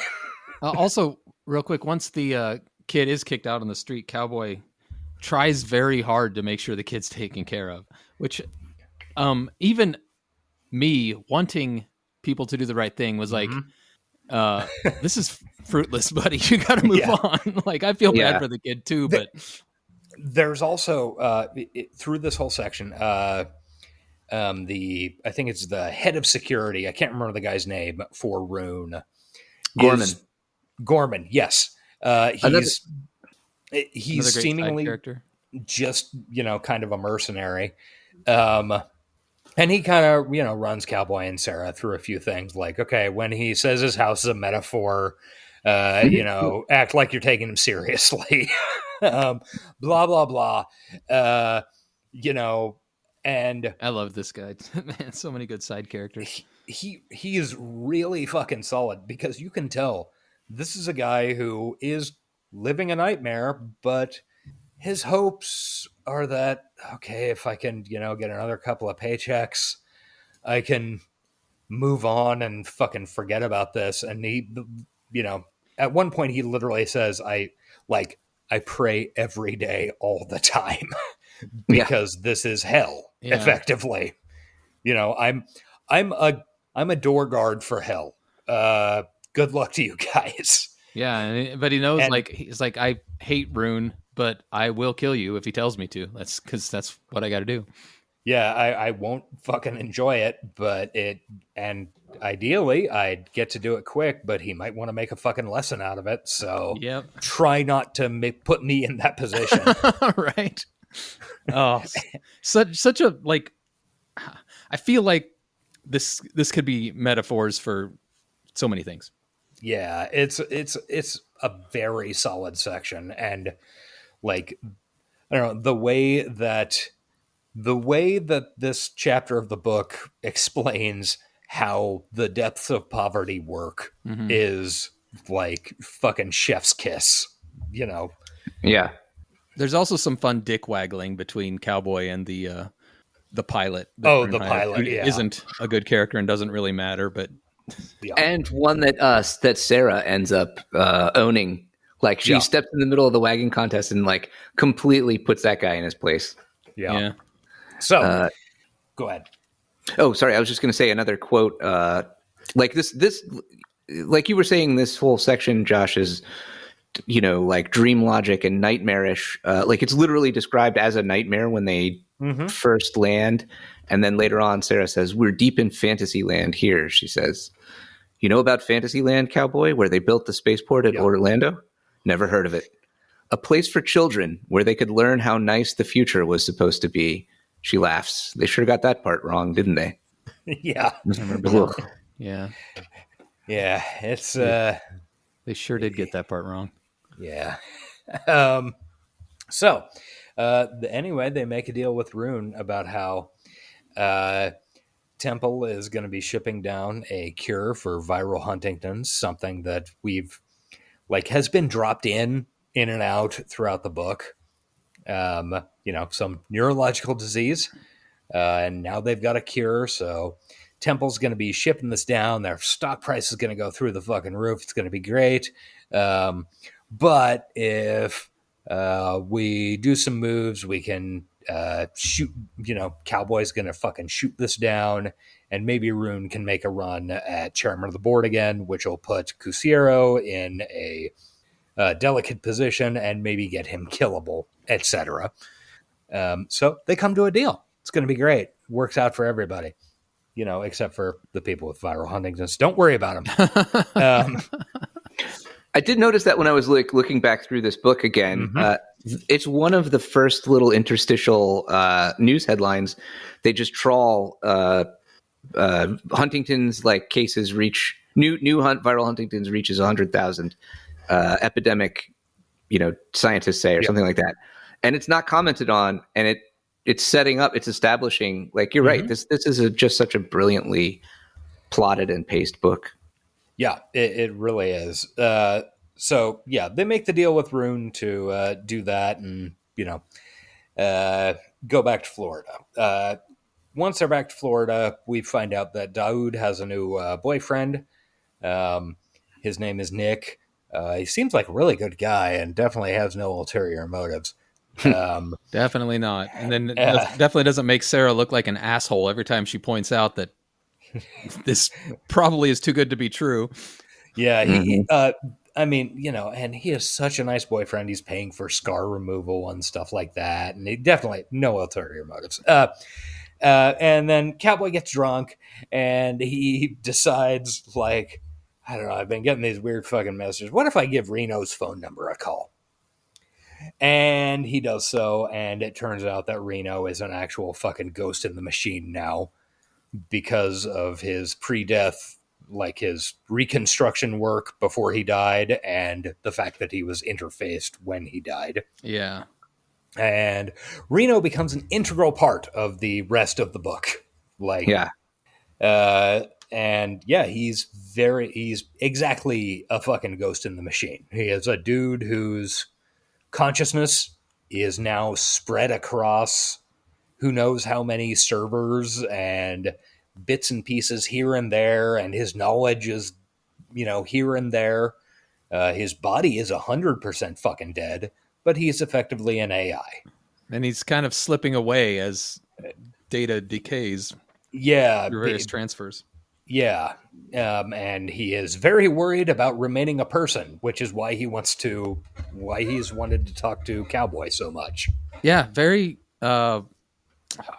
sympathetic character too for a ghost in the machine. You feel Feel bad for Reno. Yeah. Yeah, it's really heartbreaking. Like he's desperately trying to dredge up reminiscences of his life with Cowboy. He can remember feeling his brain boiling away in the fire when they wiped him out. Like, yeah, that was a quote that I had highlighted. Yeah, it's no good. So and he can specifically remember Cowboy and Sarah because they were the last people he talked to at the end. Yeah, which makes sense. Yeah, so from this point on, Reno becomes a major presence and confidant, kind of, and strategic weapon. Yeah. So dispatcher. Yeah, and then Sarah, it turns out that like Nick, Daoud's boyfriend, like he's maybe got a job for like back in Africa. And he would take both of them and like, why don't you talk to this guy I know who, he works at the port and stuff. And it's this guy named Andre, and he is clearly a fucking mercenary in the employ of Temple. And another great side character. He's a piece of shit. Total piece of shit. Yep. And she is she kind of almost has to take a deal to and sell out the Hetman, which basically sells out. I mean, not completely, but it kind of sells out Cowboy. Yeah, kind of sells out Cowboy. At this point had the conversation where like we're together as long as it's profitable. I don't remember the wording they used exactly, but as long as it's not convenient, but so she's basically presented with we could just kill both you and Daoud, or you can give us information. And she kind of has to take the deal. She hedges though. She doesn't like give him everything on Cowboy, which fatal flaw maybe. Like maybe she'd have been okay if she had. I don't know. Yeah, she doesn't give him everything about either Cowboy or Michael. And like at the same time as she's selling them out, she also gets Reno into the drug war because Cowboy had said, hey, Reno's like alive, sort of, and made contact with him. He asked her to call him, and she's like, I don't even know that fucking guy. Why are you having me call him? And Reno's like, I remember you. You were a person. Yeah. So, she recruits Reno into the war, and it helps out Michael immensely. Yeah. And absolutely, because Reno is a creature of the crystal now, and thinks in picoseconds. Absolutely crushes Temple's ops in the East because it's able to, he's able to follow routes down between like what amounts to Uber ride from this location to this location and somebody sending an email from here to there and, whatever. And there's this section is really good on how it can be really hard to be a revolutionary if there's another option available, because Sarah is presented with that other option. Like the whole point of this is like, look, you don't have to there's clearly a war on.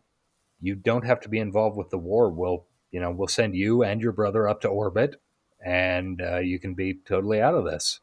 So, which is literally like many times the established as that is her life's goal. That is the one thing she wants, is to get her and she Daoud wants to get out of the dirt. Yeah. And that's all she's been saving up for her whole life. Yeah, because she effectively cannot afford to have beliefs or, a code. She just, that's not an option for her. But she goes ahead and sells Cowboy and Michael out, but at the same time, she's not giving them everything. And she lets Reno in, which helps her win.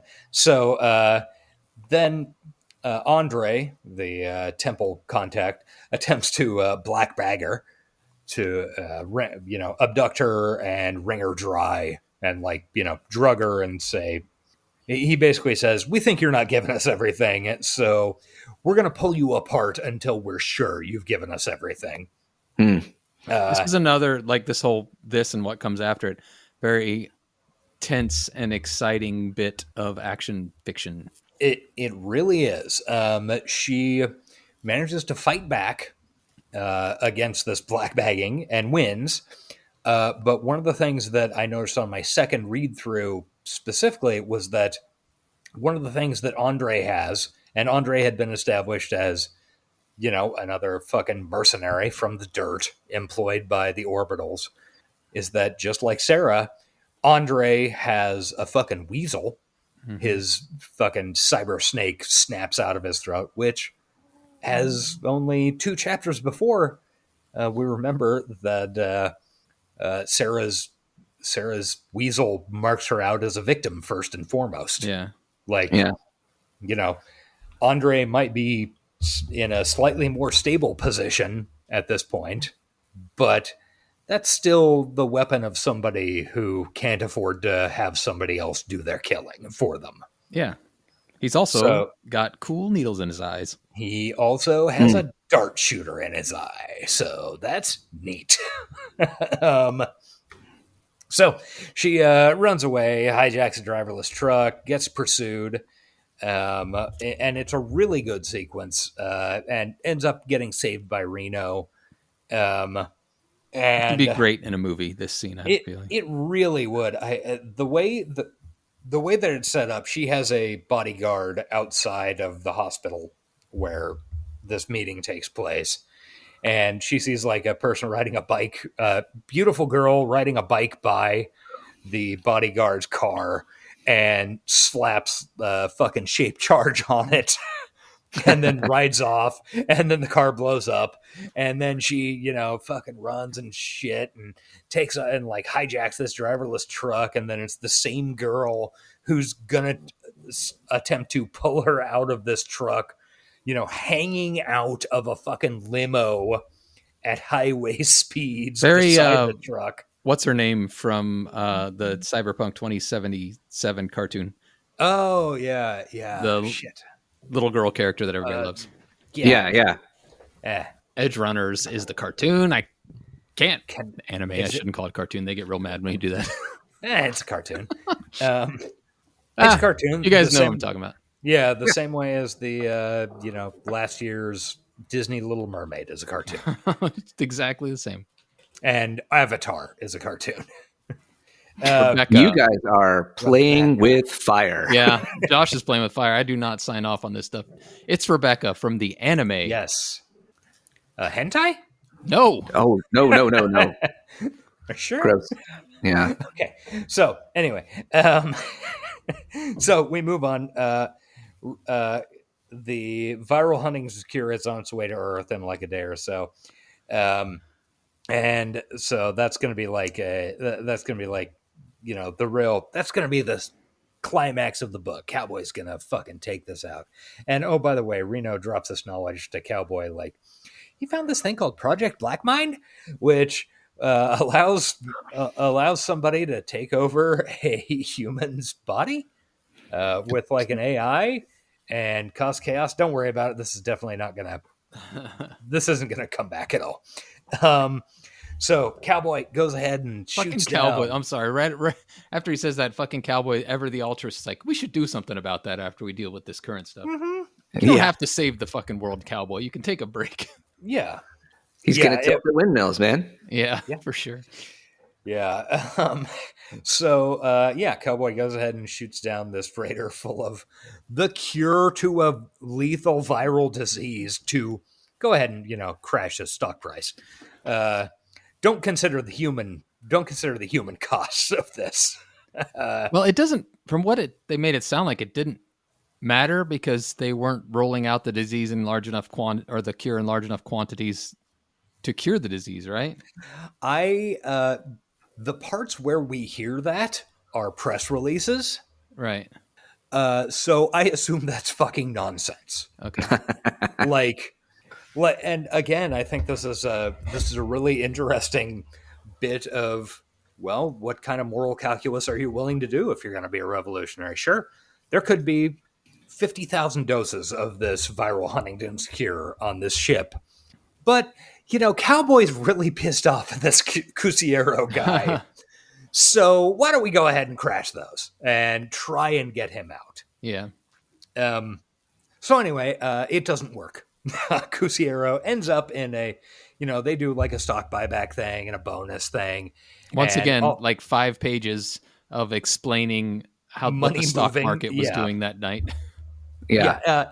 It doesn't work. Cusiero still in charge. So they make an announcement. They're going to send more of the cure in the next couple of weeks. But this time they're going to have a big escort, just in case any of those terrorists are out there. So we're going to go ahead and put together a team. And this is where Maurice re-enters the movie. Sarah's bartender friend who had been a pilot during the war. So we recruit a bunch of other pilots. We're going to do a whole fucking Delta War. This is going to be the fucking last flight of the Valkyries. Yeah. Whatever. This is also where they mention that all these planes are DIY'd because planes don't really exist anymore. So they basically had to build these from scrap, and it's a real DIY revolution type of thing. Well, it really is. Yeah. The fun part is, okay, so they had built a bunch of Deltas immediately, like out of surviving craft immediately after the war, and like salvage engines and shit like that. And these were the things they were using for smuggling, 5 years ago or something. Mm-hmm. But then the orbitals got too good a control over the airspace, and so they were like, okay, I guess, fuck it. We got to scrap all these Deltas. We're going to pull the fucking engines out. We're going to take all the armaments off them. Then we're going to put them in Panzers so we aren't in the airspace.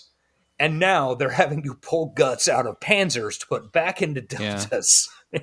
It's a fun bit. It makes for a good background while Cowboy and Sarah are banging a lot. While they are putting missiles together, and they do be fucking. Yeah, they be fucking. And it's interesting. Like, it's written, he doesn't dwell on any of the, like, it's not like venturing into erotic novel territory. Mm-hmm. And in fact, it's kind of almost more matter of fact, but, I don't know. I think it is really, it's not egregious. I think it's really earned and well done as far as that goes.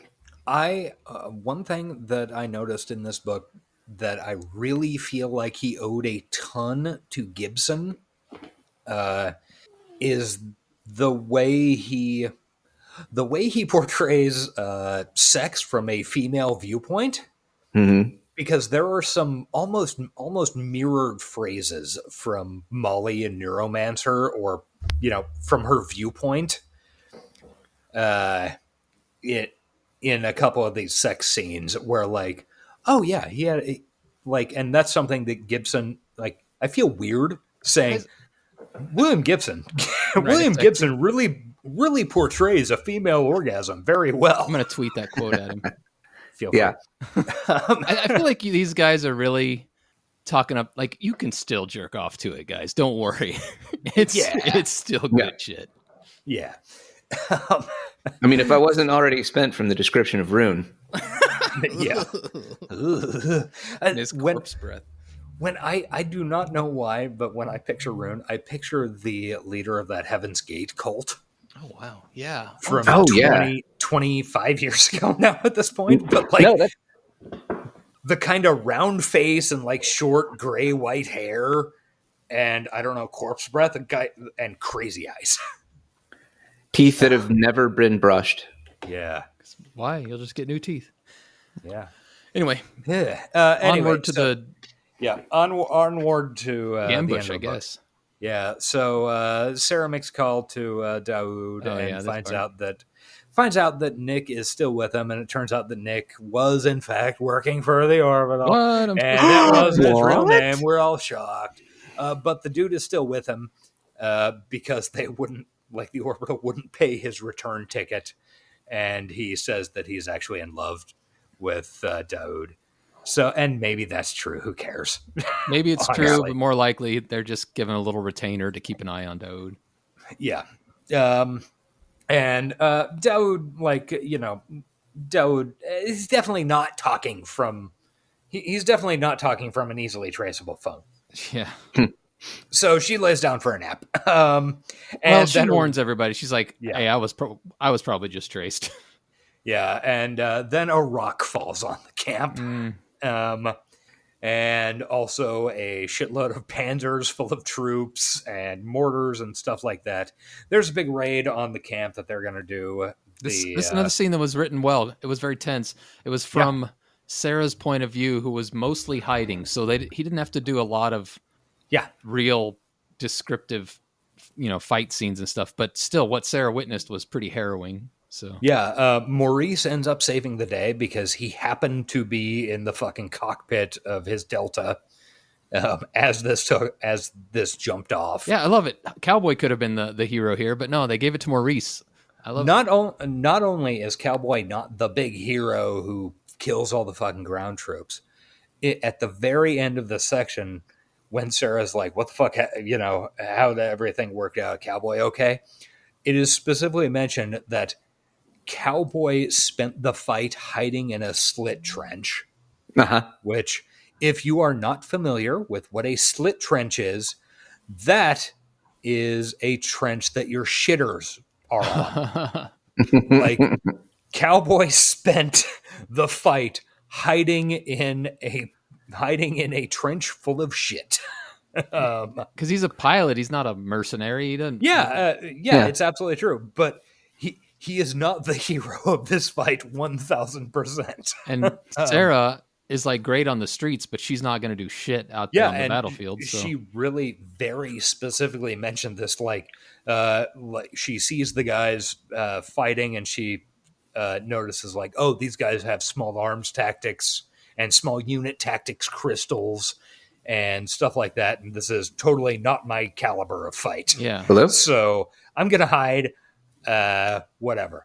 And by the way, we see one of the dudes that Cunningham had used as a bodyguard earlier among the mercenaries that are doing this strike. And Sarah's like, all right, Cunningham's around somewhere. So they go hunt him down. And, this is after the fight's over. Yeah. After the fight's over, Sarah murks this dude. And the mercenaries on her side are like, what the fuck? And she's like, he's not a mercenary. He's orbital minder. There's going to be another one around here. So they go hunt him down, and Cunningham, Sarah doesn't see it. Cunningham either gets taken out by in combat or possibly suicide. Yeah, I wasn't sure. I wasn't sure. Like, I think that's open to interpretation how it's written. Do you guys have thoughts? Well, she says he wouldn't have let himself be taken alive. Yeah. And I think that is indicating that maybe the bullet came from his own gun. Yeah, that's kind of what I thought, but it's not like it's ambiguous too. Either he was killed or he killed himself. It didn't really matter. Yeah, but also it doesn't matter. Yeah. It went in through the eye, which is a really fucking that's the thing that makes me think it was someone else, because to stare down the barrel of your own gun is pretty badass. That's a power move right there against yourself. Yeah. Weird flex, but okay. Yes, exactly. 100%. I loved this so much though, because this is the point where Sarah realizes her life's ambition is hollow and empty. In fact, the whole second, like, neither of the characters, I think Sarah kind of reaches her character developed point right now. Cowboy Skill's still kind of fighting with his that need for adrenaline and need for the fight. He isn't and the need to be a fucking legend. Yeah, the need to be a legend. Where Sarah's is a need to survive, and this is the point where she realized that even the dream she'd had, this is the best. It is. This is what she would be. It really specifically, she says basically like, Oh yeah, and so this guy who was raised up from the dirt ends up dying in the fucking dirt anyway. Yeah. So Sarah, here it is. Sarah had wanted more than anything else to have Cunningham's ticket, have it at any price. Here, she thinks, was the price of it. A shallow grave on the desert floor. A mud boy come back to the earth to die. It's Beyond so her good. sight, she knows the sky is stained with fire. That's really... I love Cunningham so much. I mean, I don't love him, but I love the fact that he exists to show Sarah. The way it's done from the beginning to the end is very powerful. Yeah. I think they're very comparable. Like they're parallel figures. Like there is a version of this book that is from his perspective, and he is equally complicated and empathetic. If you were inside his head. Yeah. I have some thoughts on that I'm saving till the end of the book. All right, or let's get there. till the end of the recap. So we got the raid on the cargo, the Huntington's Cures shipment. It works. Like everybody happy. Yeah, it's exciting too. It's a good time. Everybody happy and or dead. Cowboy thinks he's going to sacrifice himself at the last second. Maurice zooms in and steals from him. Yeah, it's pretty cool. Maurice fucking rules, dude. Yeah. And we also like what the fuck is Maurice's buddy's name? Jimmy? Jimmy. Jimmy. Jimmy spelled like Jimi Hendrix, by the way. Yeah. Some fucking kid out of nowhere who's like, I'm gonna be a fucking hero and annihilate people. It's great. It's kind of Star Wars raid on the Death Star, really, when you think about it. Really is, yeah. Jimmy is exactly Luke Skywalker in terms of like outlook. Yeah. Like, oh man, I gotta join the rebellion. Right. And Cowboy's like gonna ram the ship with his, like he's gonna kamikaze the shuttle, and then when Maurice like takes it out and saves his life and his own life and the plan, Cowboy's first response is to get mad at the thought of his fate being stolen. Yeah. So anyway, it works out fucking great. Cowboy ends up, Maurice dies, obviously, as does pretty much everybody else, except for like, I don't know, Cowboy and like one other dude who was in a Delta. Yeah.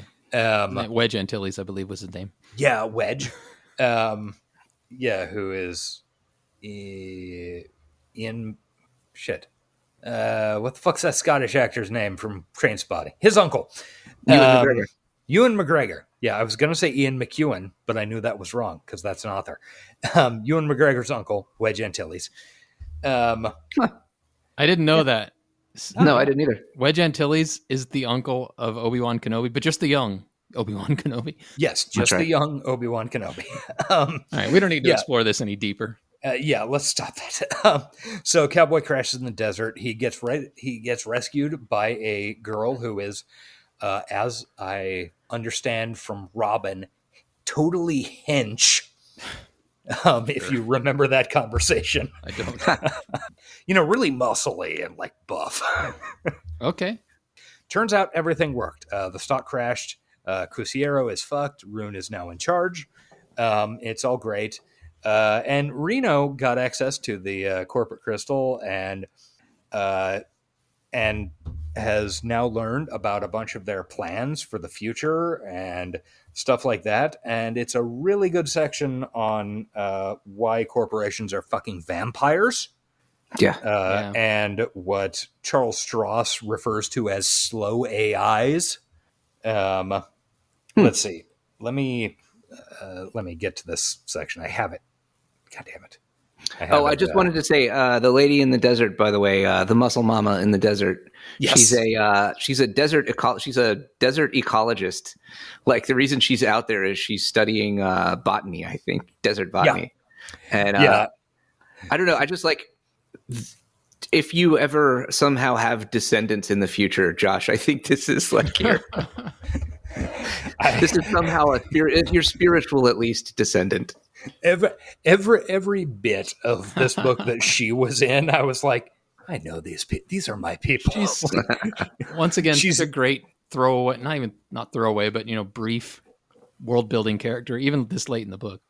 Yeah, she says something about how she's got to get back to her sisters, and like, are they all? Cowboy does get her number because he could definitely use someone like that. Yeah, she's right. She's like, yeah, you can ride, bitch. Jump on back. Yeah. Okay, so she saves the life. Yeah, I found this part where Reno's talking about the plans that the corporations have. They're vampires, Cowboy. They're sucking up Earth's blood because that's what keeps them alive, but they don't know what living is for. And goes on about how some are after dominance of the planet, each other. Do you know they're stockpiling nerve gas up here in case other blocks attack? They're that crazy. Some of them are lost in dreams of bigger and better hardware, as if the machines they create will give them the definition they lack. The others are content to be parts of the structure, to take their form from their own corporate ecological niche. Content to be programmed by the others. Like, and yeah, it's like, and this is, I don't know, probably 10 pages from the end of the book. You're like, yeah, corporations, man. Yeah, Reno lays it out, kind of lays out the cyberpunk genre. Yeah, he really does. AKA enlightened centrism. Yeah, exactly. AKA good people on both sides. And counterpoint to that, I love at the end of how Reno lays out, like, they are torturing themselves through their own grasping at power. My capacity for pitying those people is a bit limited, Cowboy says. Yeah. Pity, says Reno, is not what they need. Yeah. Good shit. So anyway, then the book ends, and it's great. We get Sarah gets a great job offer from Michael. She's kind of going to be his conciliary. Reno Cowboy's going to run, like, sort of, or be part of running kind of the co-op / union of Panzer Boys. It'll all be great. Everything's fine. And then right at the very end of the book, Rune makes a phone call. And like, he's got some even better offers. Like, you guys seem great. Why don't you come up to orbit? It seems like you guys are really the predators. You can work for me, a bigger predator, but everybody else, Earth doesn't fucking deserve you. And this is Rune talking, right? Yeah. Okay. Yeah. And then, Cowboy puts him on hold, talks to Reno for a second, and then Rune gets his Texan ass handed to him by Reno and Black Mind. And that's how the book ends. Screaming electronics, and I guess Reno now lives in Rune's body? Yeah, I couldn't tell if that's what they were getting at or not. Either way. Oh no, yeah. I think it seems, because that's what Black Mind does, right? But I thought they were kind of pointing out they were putting Cowboy's personality into his body to just long enough to kill him. I don't know. Maybe I was misreading it. I think it's. Let's see. There's a scream in Cowboy's socket, a scream composed partly of the Black Mind program that's shrieking down the link at the speed of light, partly of the noise that is coming from Rune's throat as Reno climbs over the safeguards in his crystal and begins to write himself over Rune's mind. To be fair, when I finished this book, I was going to pick up Mexican food. It was in my car. I didn't know I had that little left. And it just the book ended. I'm like, God, it's not prepared to really go through this right now. But that makes more sense. Yeah, so the biggest monster in the book gets deleted. And Reno gets a cool, weird fucked up body, but hopefully he can do some good with it. Hey, he can brush his teeth. Yeah, that's true. He can get veneers. And not caress small children. He can let those kids go. Do worse. Yeah. Yeah. So, that's the book. Yeah, happy ending. Real fucking good. I mean, for the most part. Yeah. Yeah, we sung its praises quite highly throughout these whole 2 episodes, but I think it needs to be said again, like, this is tasty.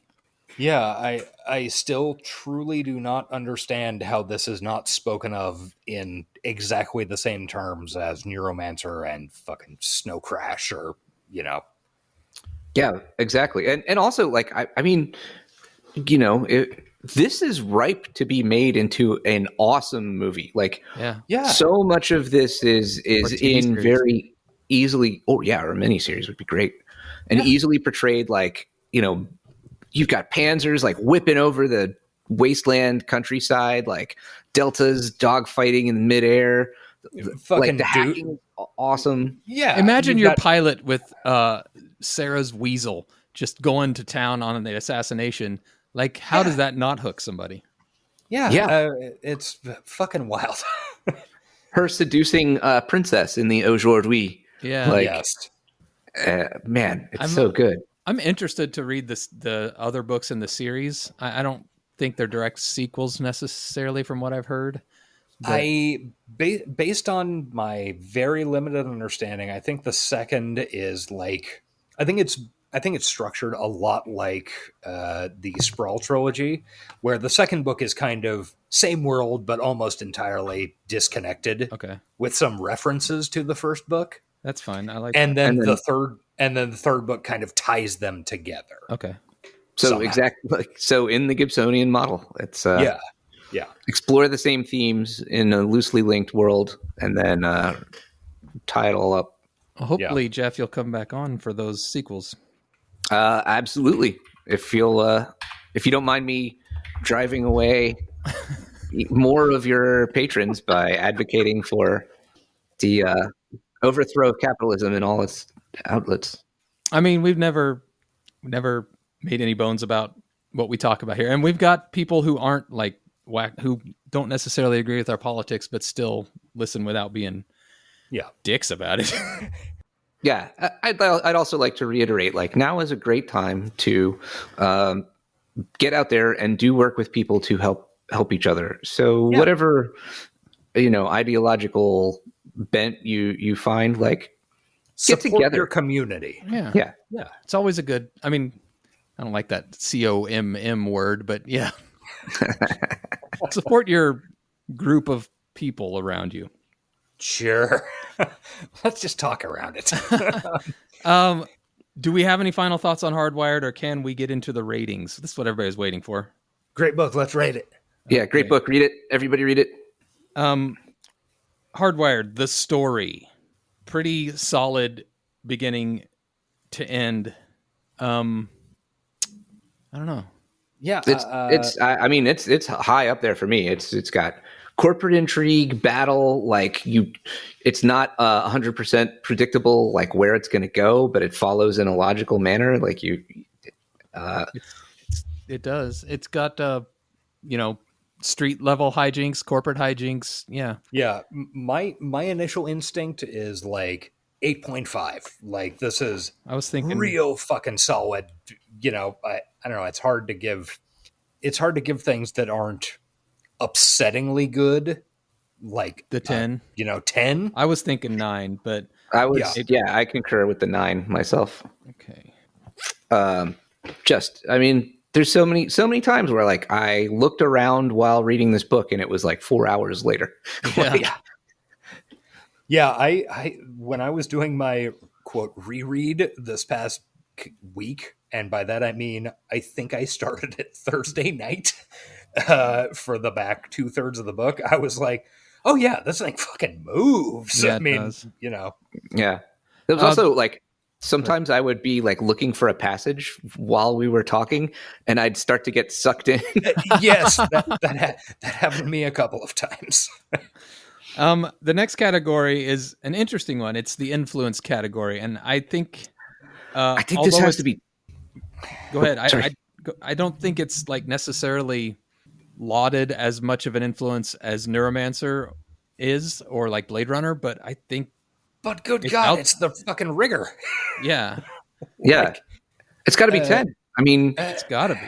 Yeah, I can't go any less than that. I don't know how to justify docking a point off of it.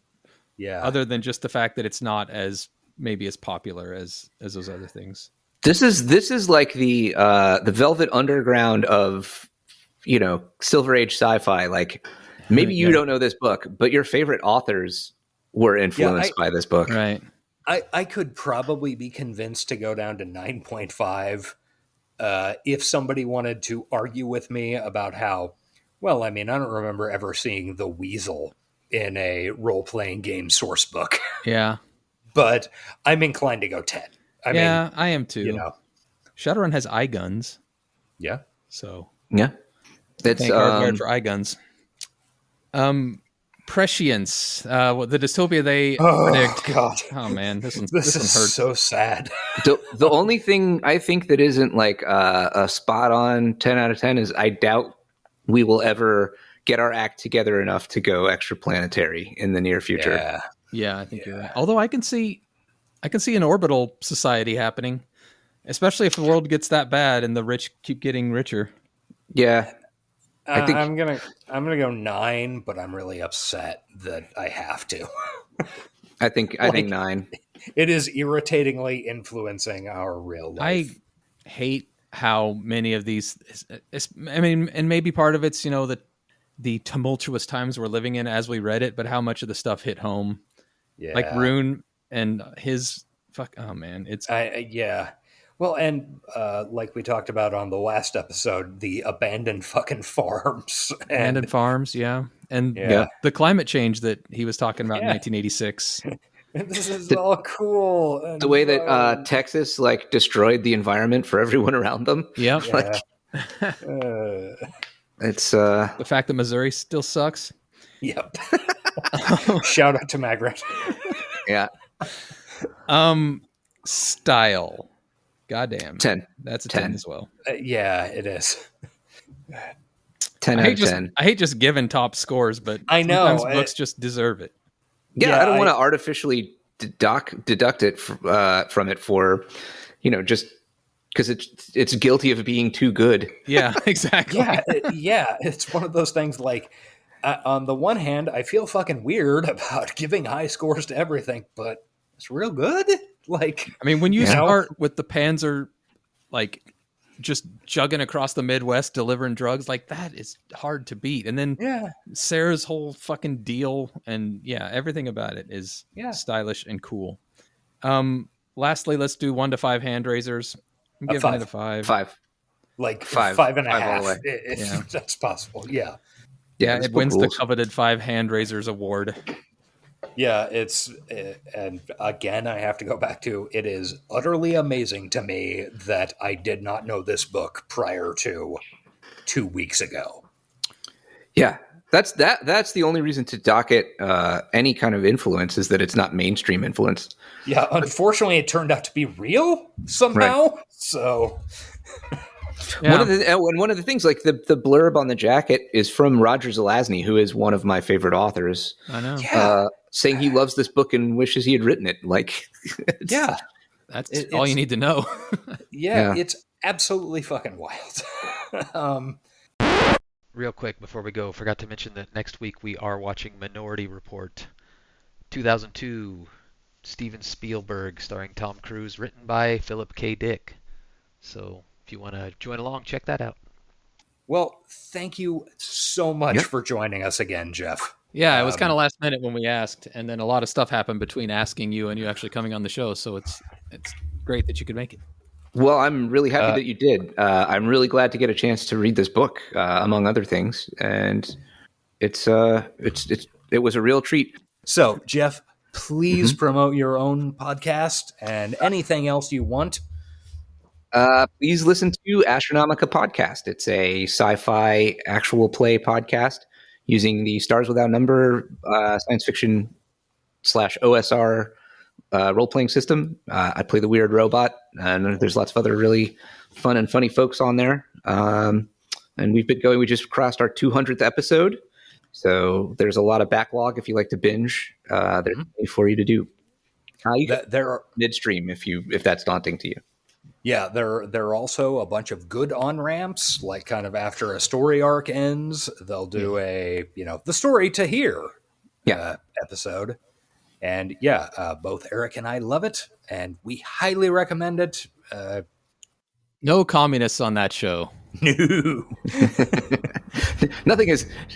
No one is as gauche as to be a simple communist. We have anarcho-communists like yours truly, and Marxist-Leninists, possibly Maoists. And maybe a dirty liberal or two sneaking in there somewhere. Dirty liberal. Does somebody have a sign-off quote? We have so many good ones we've already read. They're vampires, cowboy. They're sucking up the Earth's blood because that's what keeps them alive. They don't know what living is for. Hell yeah. Goodbye, everybody. This has been the High Tech Low Life podcast. Find us on Twitter at Johnny60seconds, email us at hightechlowlifepodcast@gmail.com, and find us on Patreon at patreon.com/hightechlowlife. Theme music by Nihilor at nihilor.com. Thank you for listening.